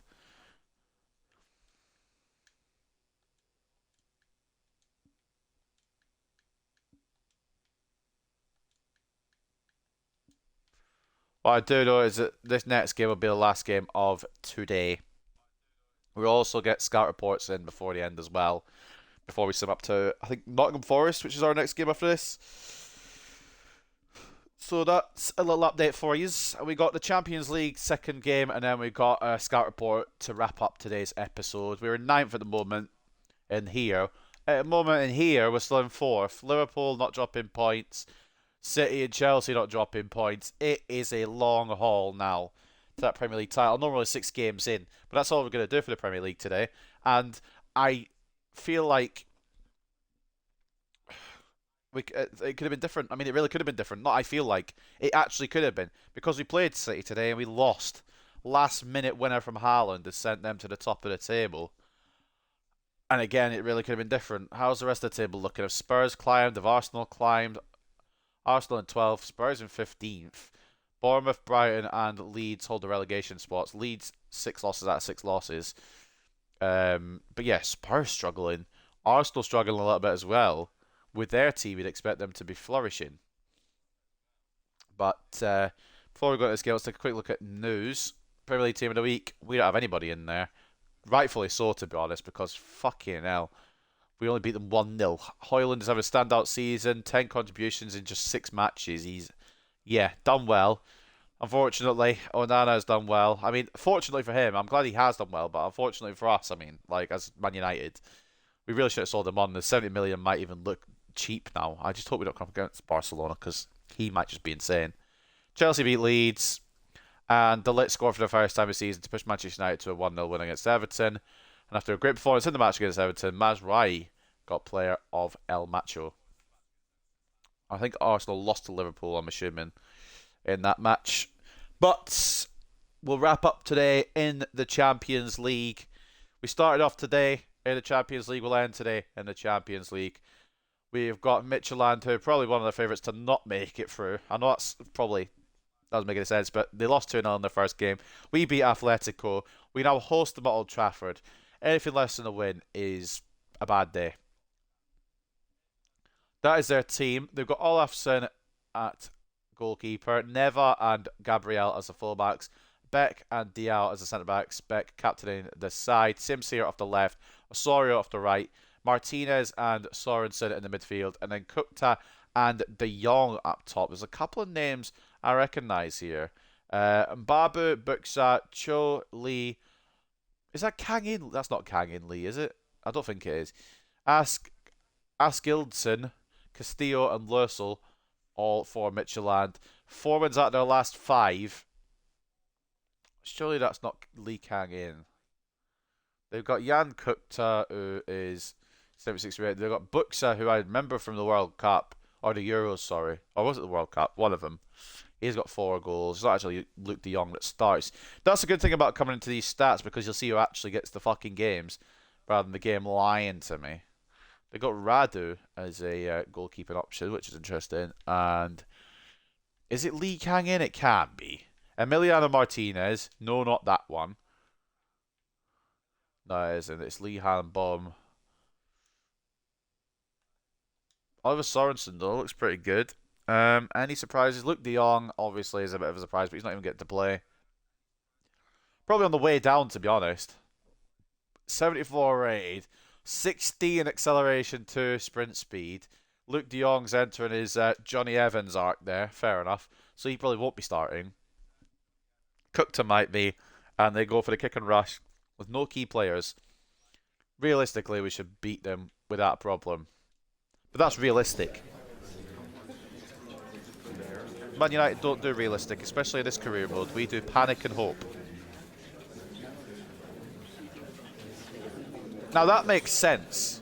Sometimes in these questions it's like low 120% of tackles won, or low 105% of tackles won. Low 15% makes a bit more sense, but Martinez hasn't been bad. It's just I tackle a lot. I press the tackle a lot. And a lot of the time I miss, so that's probably why. Mainu. Is he accustomed to your demands now? Has he been handling it? I think he's alright. He's done well the past couple of games. Probably give him the nod again. But honestly, I might drop Ugarte again.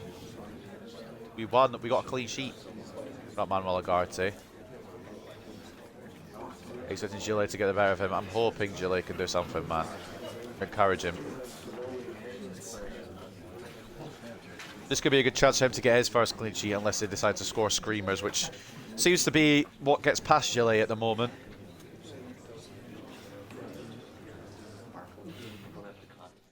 Here we go then, against Midtjylland. Final game of the day. Good long stream, this one. The Lit is on his last legs. Do we want to go for this? Perhaps this template? Nah, we still want to be strongish. Right, Gillet, goalkeeper. The Lit, you have a fucking rest, buddy. In comes Lenny Yoro for this one. Dallo, yes. Martinez, you know what? Inacio can come in again, why not? Cariolo. You know what? Luke Shaw could come in for this one. Cariolo will get the bench spot though. Don't be silly. I'm not going to fucking keep him out of team. Agarte, Minor. I'm going to go Kielman again. This might be silly, but I'm going to do it. Cry about it. Fernandez, yeah. Kavicha. I was going to start Ahmad, but he's kind of tired, low-key, so we'll probably stick with Kvaradona. Xerxes gets another opportunity. And so does Rashi. But actually, so does Ahmad. I know they're tired, but we can bring the other ones on if we need to. I just don't feel like... I mean, Kvaratskhelia has been good, don't get me wrong, but I don't know if he's been good enough. It's hard to kind of gauge an 89 rated player when they come straight in, because he has scored a few, but been quiet today, this episode, and Garnacho's been struggling all episode. In fact, I will stick with Garnacho, because this could be a chance for him to get out of his struggles. That's the team we'll go with, and that is what will be the last team of the day to go against Midtjylland. Gillet in goal, hunting for his first clean sheet. Now that De Gea's got one, Shaw and Dallo as the fullbacks, Inacio and Yoro as the centre-backs, Mainu and Hjulmand as the CDMs, Fernandez at cam and captain, Garnacho off the left, Ahmad off the right, Xerxes at striker. Old Trafford then for the final game of today in the Champions League phase is Manchester United versus Midtjylland. Let's get into it. I can't believe we're actually in Season 3 and I've done this much, to be honest. I feel like we've been pumping out the career mode episodes like nobody's business. I'm hoping you all enjoy them. I'm enjoying doing them most of the time.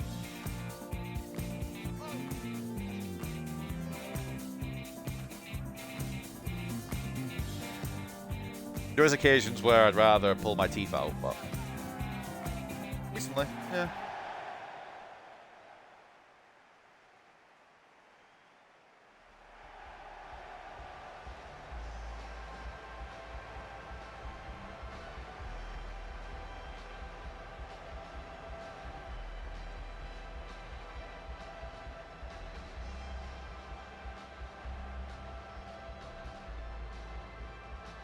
Maradona getting the tifo.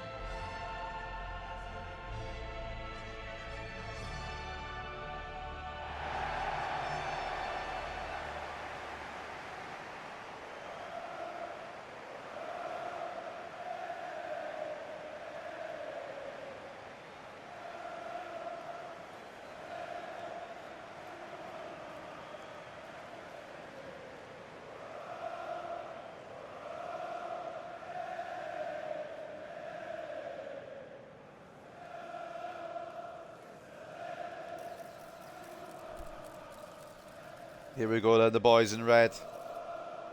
Going conquering Europe once again. We haven't conquered it yet, to be fair, in this save, but 3-time Champions League winners. So, you know, not like we haven't done it before, we just haven't done it yet. What did we get to last year? Round of 16, was it? Or quarterfinals in the end? So we got knocked out by Leverkusen, didn't we? Took one of their goalkeepers.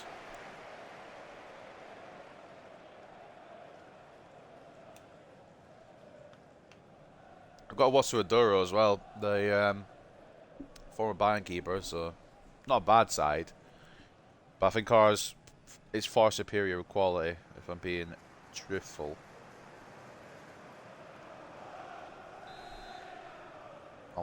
Nothing if not honest.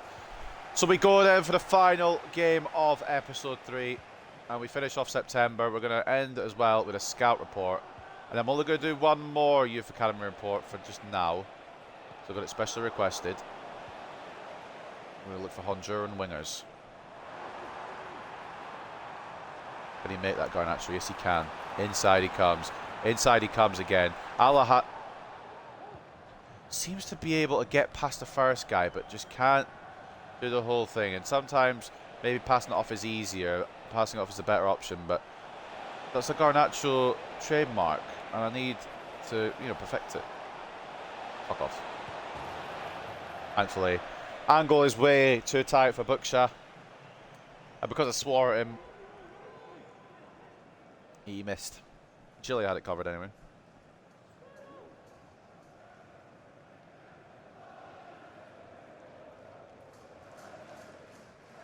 Well, look, we got the first clean sheet of the day, of the season, in that last game against Everton. Only a 1-0 win, which is quite embarrassing the amount we dominated, but it is a win, and it is a clean sheet. Now, I'm hoping we can build on that for both goalkeepers, and maybe we won't have to dip into the market in January.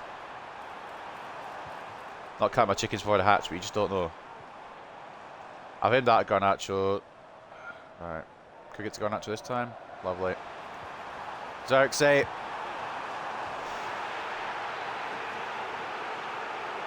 Why is it showing Ahmad? Oh, it was Ahmad the shot. I was saying, Xerxes looked different there, I must admit. Just a case of me being dumb. I just want to clarify as well, if I do misidentify players, it's not in a bad way, it's just that I'm an idiot.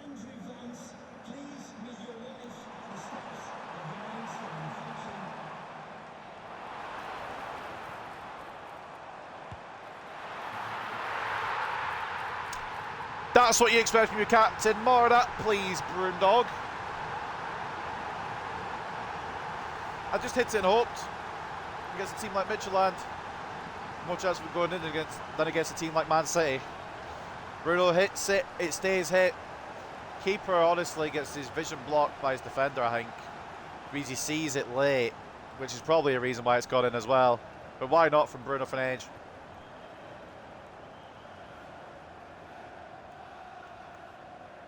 1-0 United. Tries to spill my water. Success that time, to be fair.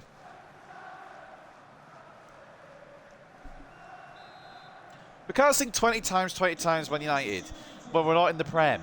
This is a Champions League game. I fucking press B to tackle.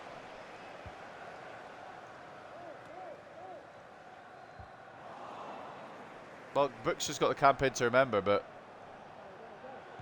Bruno's got the goal. A bit defending there. Yoro. Tried to pick it out. Couldn't quite. I do like the idea from Cobbs. Oh, okay. Right, well, I guess off you go there, sorry. Oh, nice one, mate. I missed a tackle. He jumps out of play, in all fairness. That's just a fair play award he's going for there, I think. Surprised Luke Shaw lasted this long as well, to be honest. I was considering moving him on. He's probably got one more good season in before we do decide to do that. I don't know who he's going to. Bruno. Nope. Well, it was intended to, but it didn't make it. How the fuck have I not got the football? No, I'm sorry. In those situations, I'm not winning it. Hillman's been done. It's alright, he's offside. Oh, he's not offside. Yoro cleans up. Diogo Dalot. Inside to Browner for Nange. Ahmad. Holds it. Goes. Dalot. Ball in to his strikers. Should be at the back post, but he's close. Hey, what is he doing? What is the technique there from Xerxes, man? He's dove at the player. Now can he score? Xerxes! Oh, that's a good save, to be fair. He's actually got on target. We're improving with Mr. Joshua Xerxes. I thought I had that one season last season where he just hit everything and it turned to goals. He's gone back to fucking 2024 Xerxes here.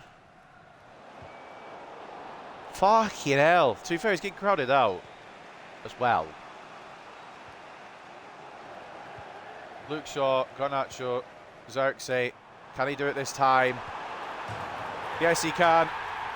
He does have a goal in him. You just have to dig very, very, very, very, very, very deep. Apparently this season. Last season he was scoring for this season. He's making it a bit more limited edition. And by that I mean he can't fucking score consistently.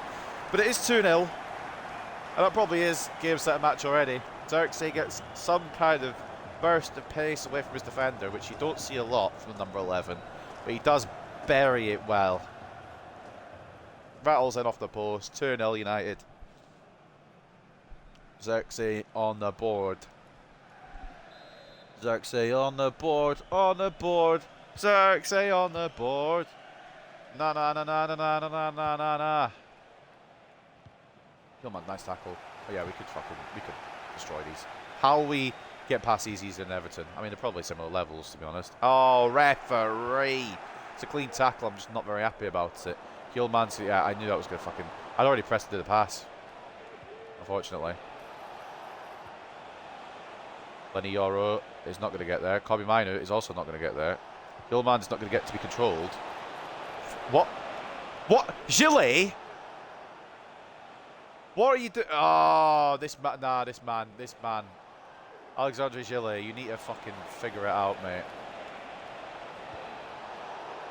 Great block by Inacio. I'm glad we've got a fucking good back line, man. Oh, offside. Yeah, Gillet came out anyway, just to double check.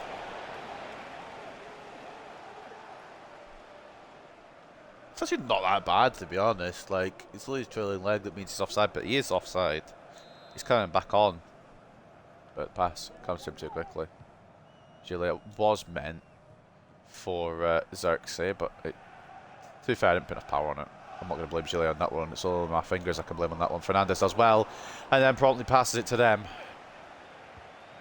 Gets out of the situation really well and just doesn't like capitalise on it. It's a great bit of play from Yoro. Dalot was for fucking Ahmad. But Minor, good control. Luke Shaw will get a bit of sprinting going. Syke inside to Bruno. Inside to Ahmad.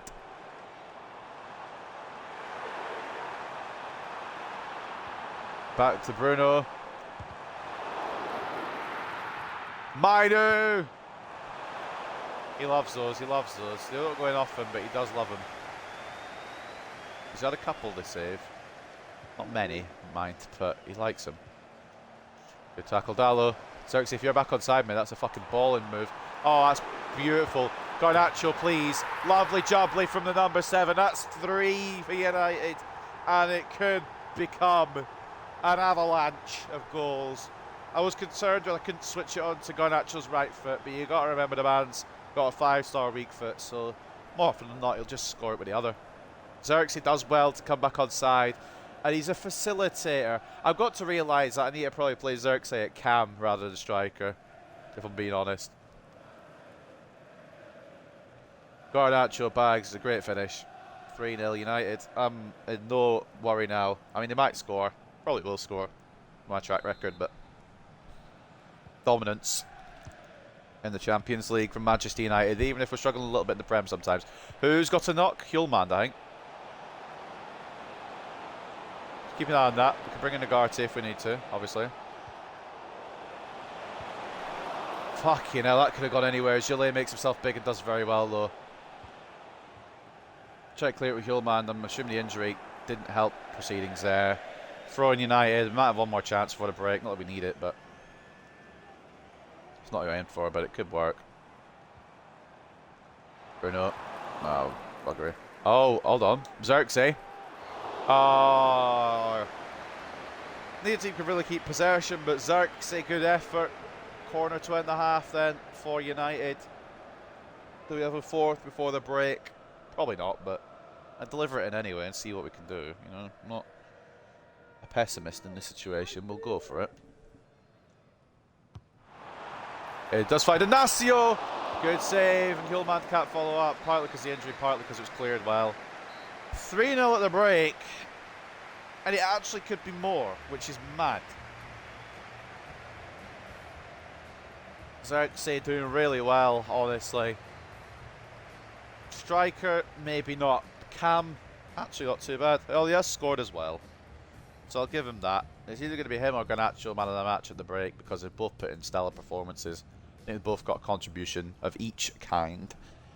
And Garnacho, bringing him into this match instead of Rashford, just to get his confidence back a little bit, was the right idea. 53 to 47 in terms of possession. 11 shots to 3. 3.3 expected goals to 0.4. We are in cruise control, and we deserve to be honest. Bruno actually gets man of the match at the half anyway. 9 and a goal for him. 8.9 for Xerxes as one of each, like I said. 8.7 for Garnacho as well as one of each. And just good ratings all around. Ignacio and Hjulmand have been a bit quiet. Ignacio's not had to do much. Hjulmand's got a knock. Ahmad as well in a 6.7. Not as much to do either. For them, I don't really know if you really want to see, to be honest, but I will show you anyway. Our best player, if you can pick one, is Kukta, who's had no shots yet. That's the levels, apparently. We should be able... Oh, you fucking prick. Oh, Luke Shaw. We should be able to win this. I don't know if we'll get a clean sheet on the way, but... should be able to get a dab.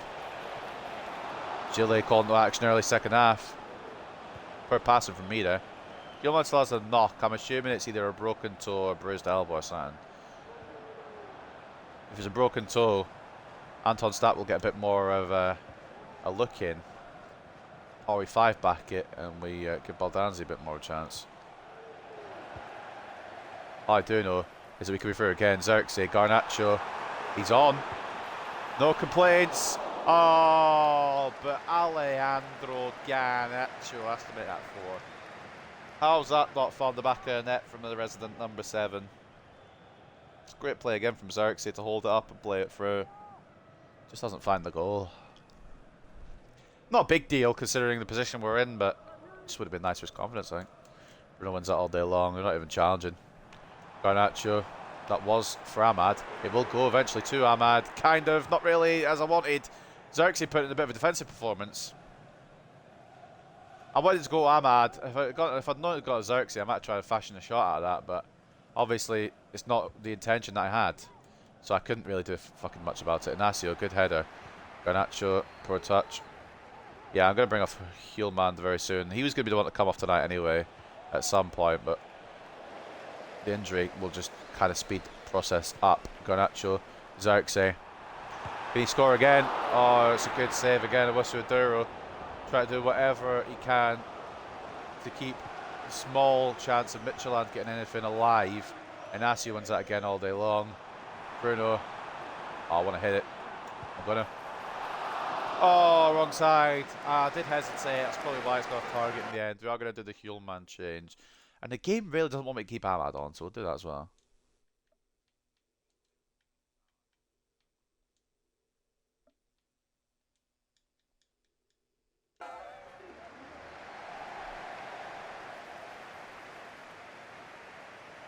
Just over the 3-hour mark in today's stream. We've got the rest of this game to see out. And then the scout report to come in as well. So we're getting there. It's been a mixed bag, to be honest. The one game I would have liked to have not lost is the one game that we did, but we've won the rest of them. So no complaints, I suppose, too much. Especially, well, we've beaten Oh, I should have shot it. Tried to win it back as well. But yeah, we've beaten Atletico. I suppose I'll take that. I was surprised at that, to be honest. But that wasn't the one I wanted to win. Obviously, the one I wanted to win was the Manchester Derby. And Erling Haaland ruined my fucking day. Turns to Premier League title race. They're 4 clear now, with early ground to be made up by us.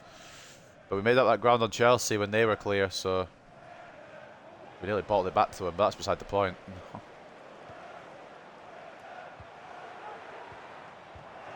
Unlucky. Try to pick out Garnacho there is Xerxes. Been a good little link up there, to be honest, today.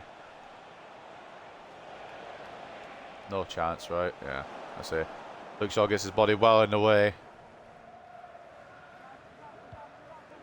Interesting option. It's the right option. It's what I wanted to do. Dallo into Kvaradona, who's right.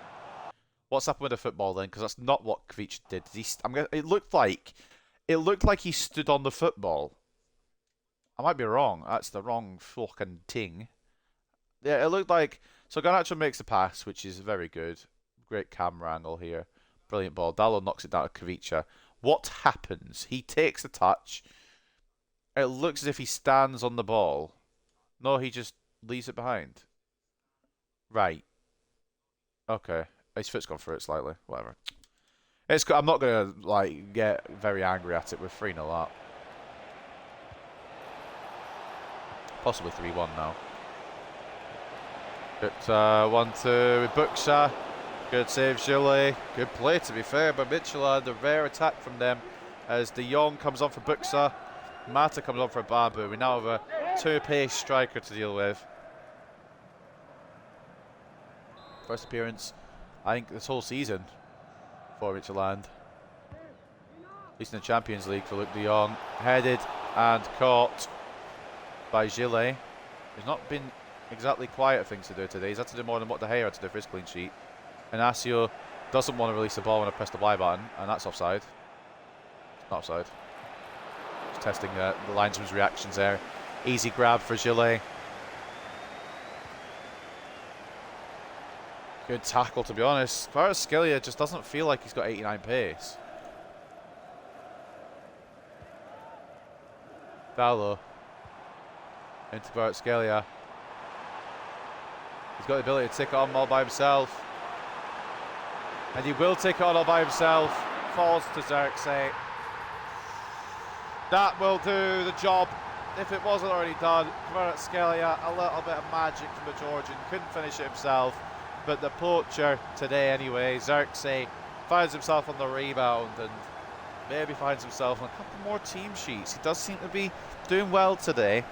If he's not scoring, he's assisting. So, brilliant little bit of poaching there from Xerxes. Has been good. I am very overcritical of him when he does bad, but I will praise him when he does good. Good tackle, Ugarte. Thought he was on, but I remember now Hillman had a knock. Fernandez rides a challenge. It's going to go through to Xerxes, potentially for the hat-trick. If he's the first United striker to get a hat-trick this season, that will fucking be funny. Because Højlund has been miles better in most of the games. I'm not going to force it, but if a chance comes about, Bruno's been hacked down where he stands. Alejandro Garnacho runs through the gap.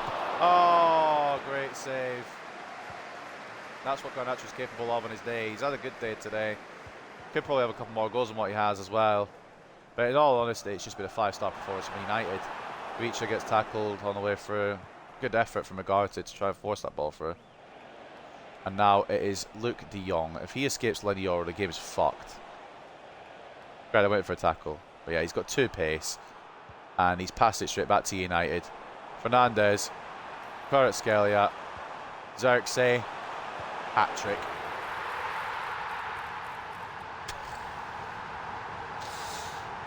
Out of both the strikers, if I tell you the way that these strikers have been playing this season, Højlund has got 6 goals in 6 in the Premier League. Xerxes has 1 in 4. If I was to tell you Xerxes was the first out of the 2 to get a hat-trick this season, you'd have called me a liar, wouldn't you? I know it's only Midtjylland, but this is a confidence booster and a half for the Dutchman, and long may it continue. A little bit of booking as well for the foul of Fernandez. Emiliano Martinez, no, not that one, gets a yeller. It's been a 5-star classic. I knew it would be a win. I didn't think it would be this good. We didn't score that many against Everton because we're saving it for today by the looks of it. Honestly, if we can get a bit of goal difference in this competition, that would be fucking sick. We might even be top by the end of today. Imagine that. Lenny Yoro does well again. A great day. Garnacho. Xerxes can't get another, can he? He can't. He has! Xerxes has 4. United have 6.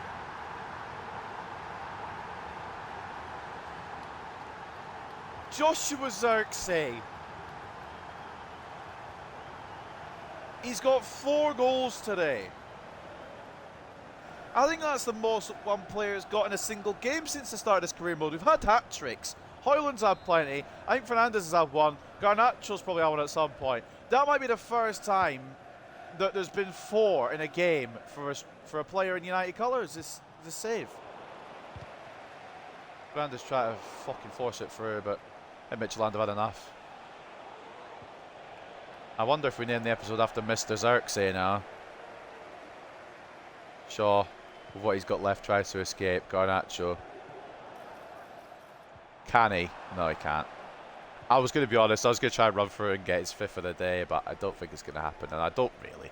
It's not a big deal, is it, to be honest, because we're fucking 6-0 up. Reacher. Driving the way through. We're going to look for Garnacho. He was meant for Shaw. That's why I said Garnacho, because it was meant for Shaw and it's locked onto Garnacho instead. It was offside and I knew that. Which is why I wanted it to go out to Shaw so I could try and cross it into Xerxes, but it's not done that. Told me to start today, Xerxes would have got 4 goals. I know it's only Midtjylland, but you told me you'd have got 4 today, I would have fucking called you a liar. Can't be mine. Tries to keep it. Oh, imagine if we get consolation now. Gillet looks to keep his clean sheet. One last chance for Midtjylland to ruin Gillet's day.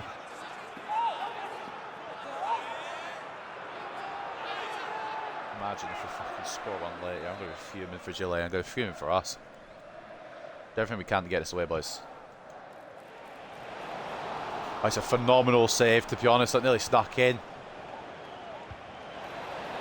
I can't lie, that's a really good save to end the match. And it's a 6-0 demolition job of Midtjylland. Xerxes scored 4. Xerxes, 4. I don't understand. I know it's only Midtjylland, we can say that all day long, but that is a confidence boost and a half, mate. Fuck me. Xerxes with 4, Garnacho, and I think it was Fernandez with the other goal. Just demolition. 52-48 in terms of possession, 20 shots to 10, 6.7 expected goals to 1.2. And you know what? Midtjylland did have 7 shots on target, so Gillet's not had a quiet day by any means. He's put in a good shift. But man of the match could go to nobody else. When you put 4 in the back of the net, you're not going to fucking pass up on man of the match. Joshua Zirkzee, 4 goals and an assist from the number 11. It was an inspired choice to go with him over Hoyland. Hoyland probably would have done something similar, maybe even done something more, perhaps. God forbid. But it's a good confidence boost for the man, Zirkzee. Garnacho does well as well. A goal and 2 assists at 9.9. Bruno with a 9.7 and a goal. The assists coming from Dallo, 8.6, and Kvaratskhelia, 8.5 off the bench. Gillet holds an 8.4 with his first clean sheet, and he had to do quite a bit for it as well. 7 shots on his goal, 7 saves. Luke Shaw with an 8.2, Kobe Manu with an 8.1. Good ratings all around. And only Hjulmand getting the lowest because he could have a potential injury. Everyone else was absolutely fine. There was no need for concern in a 6-0 win. Their best player, if you could pick one, was Jan Kukta, who had 5 shots on goal, but Gillet was not to be beaten today. Lee Ham-Bom gets 7.1 somehow, even though he's in a centre-back duo that conceded 6. It's a weird one, that. And of course, their lowest rated player will be their goalkeeper, Owusu Aduro, and you can probably start to see why Bayern parted ways. How many shots did we have on him? 13, 7 saves, 6 conceded. It was a difficult day for him. He saved more than he conceded, to be fair, but when there's 13 shots on your goal, saving just 1 more than what you conceded is probably not good enough. A thrashing of Midtjylland. A brilliant performance from Zirkzee. A brilliant performance at Theatre of Dreams. That's more like it, Manchester United. And that might actually, it might actually put us to the top of the table. It has to, surely. We won our first game. We've just won 6-0 there. If we're not top of the table, I demand to know why. Don't talk about Dallo. Zirkzee scored. If they don't fucking make a comment about Zirkzee scoring 4, I will be very, very upset with this video game. But first of all, it is about Dallo. And he did really well. Yes, everyone did. Talk about the man who scored 4. Yeah, Fernandez, cool. He was instrumental in our win. Talk about... It's not going to talk about Zirkzee, is it? It's going to talk about Garnacho or somebody instead. We'll encourage him because I don't want to get too complacent. It's not going to say something about Zirkzee, is it? Oh, it is. There we go. Good. But nothing about his goals. At least we're talking about him. Getting him on the fucking board. I don't really give a fuck about his dribbling, mate. He scored 4 goals. This was after me saying he's a facilitator. He's probably better at cam than striker. Second half, he was like, yeah, shut the fuck up, mate. 4 goals from the Dutchman. A second half hat-trick, I believe. I think he got the first one in the first half, if memory serves correct. But there you go, like, do not doubt your boy when he's on top form. What is Hjulmand's injury? Bruised shoulder. Thankfully it's not a broken toe, because that's what it could have been. He'll be out for the Forest game, but he'll be back after that. Let's sort the plans out before the next game. And we didn't even need a full team, to be fair. Nasio and Yoro were enough to see that one out. And you might think, oh yeah, Delit played. He didn't. He was just tired from the previous game. We kind of tired him out of everything he had left. But that was kind of a rotated side. But it looked like a very dangerous side, especially this man here, Zirkzee. What a game he had. If I remember, which I probably won't, he might start Forest, to be honest. I'll wholeheartedly admit that I probably won't remember. Memory like a sieve I have. But now, fantastic all round from the boys in red at Old Trafford then today. Very happy with that. I think that's the plan's all correct. It's not Hjulmand that you keep him on performance even if he is injured. I think that's everyone though. Just double check in.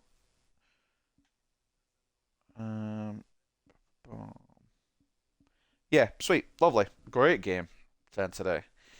And before we finish up, I know we've got Forest next, but we're not going to play that today. We're going to check the Youth Academy for the final time, see if there's any more talents we want to bring up. We've also got a lot of tasks to do. First of all, the 3 unread emails. Players on international duty, Matthias de Ligt, Joshua Zirkzee. But actually, it's been updated from here. Hjulmand is going on international duty, so he's alright. Has there any players actually been changed? 1, 2, 3, 4, 5, 6, 7, 8, 9, 10, 11. 1, 2, 3, 4, 5, 6, 7, 8, 9, 10. So one of them has decided that he's not fucking going to be going. I don't know who it is. Because it's put it in a different order. So it's 3 England on that. There's 3 England on that. There's 3 Portugal, 3 Portugal. Oh, it's Mazraoui. They've decided not to take him in the end. Morocco. Alright. Either that or they won't be playing. But those are the players that are going. No Spanish players because the only one we really could have is De Gea, and he doesn't need to go. So after the Forest game, we'll get an international break, and then we'll show you what we're doing next episode in a moment. Hjulmand is happy to be back in, and Baldanzi wants to come in for Hjulmand, not in the same position. And I don't even know if we're going to use Hjulmand, to be honest. Manu Ugarte worked well there. I know Hjulmand was most of it, but Manu Ugarte worked well there. Anyway, what was I going to do? I was going to show you what we got next time. It doesn't get much easier, does it? Fucking Christ almighty on a bike. Nottingham Forest to kick it off. We got the international break. Then we got Arsenal at the Emirates when we come back. We host Braga. We host Chelsea. Then we've got to go to the Emirates again in the Carabao Cup, and that'll end episode whatever the next one is. Following that, it's Spurs. Then it's Fenerbahce. Then it's Newcastle, then Villa, then Dortmund. I mean, fucking hell. Talk about a hellish stretch. Wolves, alright. Palace, it gets a little easier as we head towards Christmas. Although we do have Liverpool on Christmas Eve. And heading into the new year, we face City again towards the end of January. It could be worse, but again, it could be better as well. I think some teams have played their next game already, and they have. City have won theirs. Chelsea have lost theirs, or drawn theirs, or they've dropped points somewhere. I think they dropped points. Liverpool dropped points as well, they drew. Yeah, they drew to each other. Fair enough. Sorts me out while the City have beaten West Ham, and we have got Forest next time. Would like to win. Would like to try and claw some ground back. 1 point within 1 point of Chelsea and stay within 4 points of City perhaps next time. But that's for next time. That's for future me to worry about. Probably tomorrow. Fuck knows when. To be honest, I've got quite a free schedule over the next week and a bit. The only day I probably won't stream is Sunday. Or if there's any other days, it's just because I don't feel like it. But the other one day I physically can't stream over the next about 8 or 9 days is going to be Sunday. I'm very busy that day, but that's the only day I've got stuff on. So, to end today then, well, I mean, we've still got to look at the news and all stands and everything. We'll do that first, actually. We'll end on the scout report, see if there's any special players. So that's how we're looking in the Premier League, 4th place. We should be top of the Champions League. We'll chat in a minute. That's our Carabao Cup draw, round of 16 against Arsenal at the Emirates. Yeah, not an easy one, but one. Do you know what? I fancy us in, to be honest with you. I fancy us in that. Champions League, we are top of the table, looking down on the rest. 7 teams to win their opening games. 1 you probably wouldn't expect, the rest you probably would. Club Brugge, Inter Milan, AC Milan, Manchester City, Leverkusen and Frankfurt joining us in the 2-win gang. Maybe Frankfurt wouldn't expect either. Who are Bruges even facing? They've got Leverkusen next. So yeah, that's the winning fucking race going. Young Boys and Sevilla. You know, fair enough. They beat Sevilla. And this is how it goes all the way down. I'm not going to read all the teams out because I just cannot be fucked. But teams that lost their first game seem to have got wins second time around. And bottom 12, Benfica, Braga, Ajax, Sevilla, Lask, Dortmund, Dinamo Zagreb, Bayern Munich losing 2 out of 2. Oh boy. PSG as well. Young Boys, Dynamo Kiev and Midtjylland. PSG lost 2-0 at home to Celtic. Brother. Who did Bayern lose to? Milan. Fair enough. Who did lose their first one to? I think it was Madrid, wasn't it? I'll say. City and Milan. It's a hard start for Bayern. They'll bring it back. PSG, though, losing to Celtic. I don't know if they will bring it back. Right. Take a look at the news, and then we'll read the scout reports. Call it a day. So, take a look at the news. You don't have anything that I give a shit about yet. Still don't care. Still don't care. Liverpool, Chelsea. We already know the result of that one. Enjoy. Fucking adverts in the fucking game. So Arsenal has been nominated alongside Chesko, Haaland, and Isak. No United players in there, fair enough. Understandable. We've been a bit hit and miss this month.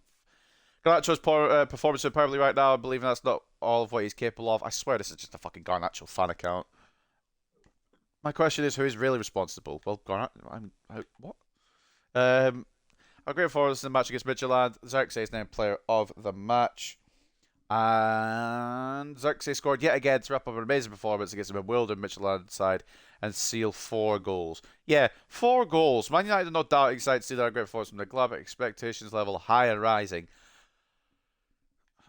Yeah, I mean, we've got a difficult stretch up next, but I'm hoping we can take most of the points. I'm pretty sure that puts Xerxes either level or even higher maybe than Hoyland now. Or it might be one below, actually. I'm trying to maths it. Oh, okay, never mind. But he's still fucking in there. 4 goals in 1 Champions League match. He had 1 goal in 4 appearances before then. Kvaratskhelia, 5 and 2. Love that. Bruno, 2 and 5. He's done it the other way around. Garnacho, 2 and 4. Proud of that. De Ligt with a goal as well. Ahmad with 1 of each. Maguire with a goal. Rashford doing well as well. A goal and 3 assists. Granted, a lot of that came against Wrexham, but still doing well. So to end today then, what have we got in the academy? Let's go see. First and foremost, we're going to finish off the Mexican goalkeepers. Let's see if there's any standouts. First of all, Carlos Lopez looks alright to me. 58 to 66 overall, 73 to 94 potential. I'm going to have to be mean here. And if they're under 500k valuation, they won't get in. I'm sorry if they're good, but they've got to be cutthroat with this academy. So 350k will not do the trick. Lucas Hill, overall 48 to 66, potential 64 to 88. He'll not get in either. Like I said, we've got to be cutthroat. Daniel Acuna, 43 to 59 overall, 65 to 91 potential. Just falls under the threshold. Miguel Morales, or Miguel Morales probably would make more sense to be pronounced as. 53 to 73 overall, 67 to 91 potential. Bollocks. Right, who's gone? I said we've got to be cutthroat. We've got to be cutthroat. Domingo Vidal in a bit. Mabanda. Jesus, that's a fall off. See you later, Mabanda. And Ortiz as well. In fact, quite a lot of them. Bobang's got a go bang. I'm sorry for anyone who liked the Bobang Sabande. Angel Ortiz as well. We can only go for really top tier talent here. Nokwe. Fuck. I like Nokwe as well.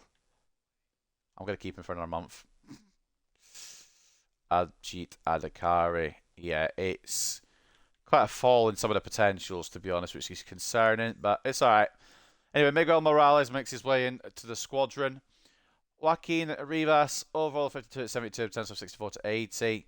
I mean, the valuation looks good, but obviously I'm going to base it on potential as well, so he doesn't get in. It's not guaranteed if you're over 500k, you're coming in. It's if the fucking overall and potential look good, you're coming in. Javi Jurado, overall of 47 to 65, potential 62 to 86. 300 grand, not enough for me. And that will end Mexico. We're going to send a scout in a minute. But first and foremost, we're going to check Ireland for any more DMs potentially. Tommy Riley, 48 to 66 is his overall potential of 67 to 91. I'm going to take a risk, but I don't know. Evan Hickey, overall 53 to 73, potential of 66 to 90. Fair play. Evan Hines, overall 51 to 69, potential of 61 to 70. Sorry, lad. And George McCormick, overall of 44 to 60, potential of 53 to 70. He should probably try and get a job somewhere else. So there's only 13, so there's no need to worry. It might get better. Just not with us. Final report as well for South Africa then. Probably the final report I will do with South Africa. We haven't got our Shabalala. We don't need our Shabalala. It is fine. And Kasana and Tini, overall of 46, potential, overall of 46 to 60, potential of 64 to 86. Reject. Ayanda Kurtze. What a name. Could be what a player. 58 to 78 overall, 67 to 89 potential with a value of $1 million. Yeah, no, it's not really even a second thought needed. Nemeni Dlamini. Nearly a rhyming name. We nearly have me there. 46 to 62 overall, potential of 60 to 82. We are going to turn him down. Joma and Kobe. Overall, 54 to 72, potential of 64 to 86. Potential lets him down, unfortunately. That's a shame. Ayanda Matlu. 49 to 67 overall, potential of 59 to 81. He's going to go, and the last hope for this report is not going to come through. Damian Yembe, overall of 54 to 72, potential of 62 to 75. Right, final report then, or your final report we're going to do this season, it looks like. I got specially asked to do this, so I'm doing it. If I can find the boy Honduras. Where am I being dumb? I am. Well, you know what? I'm not, because I thought Honduras was in South America. So 3-monther, and he's looking for wingers. And we'll just go for all the winger traits. Winger, inside forward. We'll do inside forward on both sides. Honestly, a wide playmaker on one side as well. So start mission. Yeah, buddy. That is the mission we're going to go for to end today then. Before we do actually end streaming, we are going to just put the boys we brought in on development plans. Miguel Morales, he will go on a goalkeeper one. I'd rather have better diving than kicking personally. That's just me. Evan Hickey, I do quite like. He's going to go into... he's a centre back. Hold on. DM took 38 weeks. Yeah, let's just fucking focus on his centre backs. He's got... I mean, he's only 5'10", but we can work on that. If he gets high enough jumping, he'll be 6'2". And then Riley, he is a DM as well. And could he move back? Probably. Well, probably, but the game's not going to allow me to do it for whatever reason. So he's going to stay at CDM, and he's going to actually work on a bit more defending. I think that's everybody. No, it's not. Courtesy. I am the Courtesy. That's such a good name. It's such a good player. I think he's a winger though, isn't he? Or is he a fullback?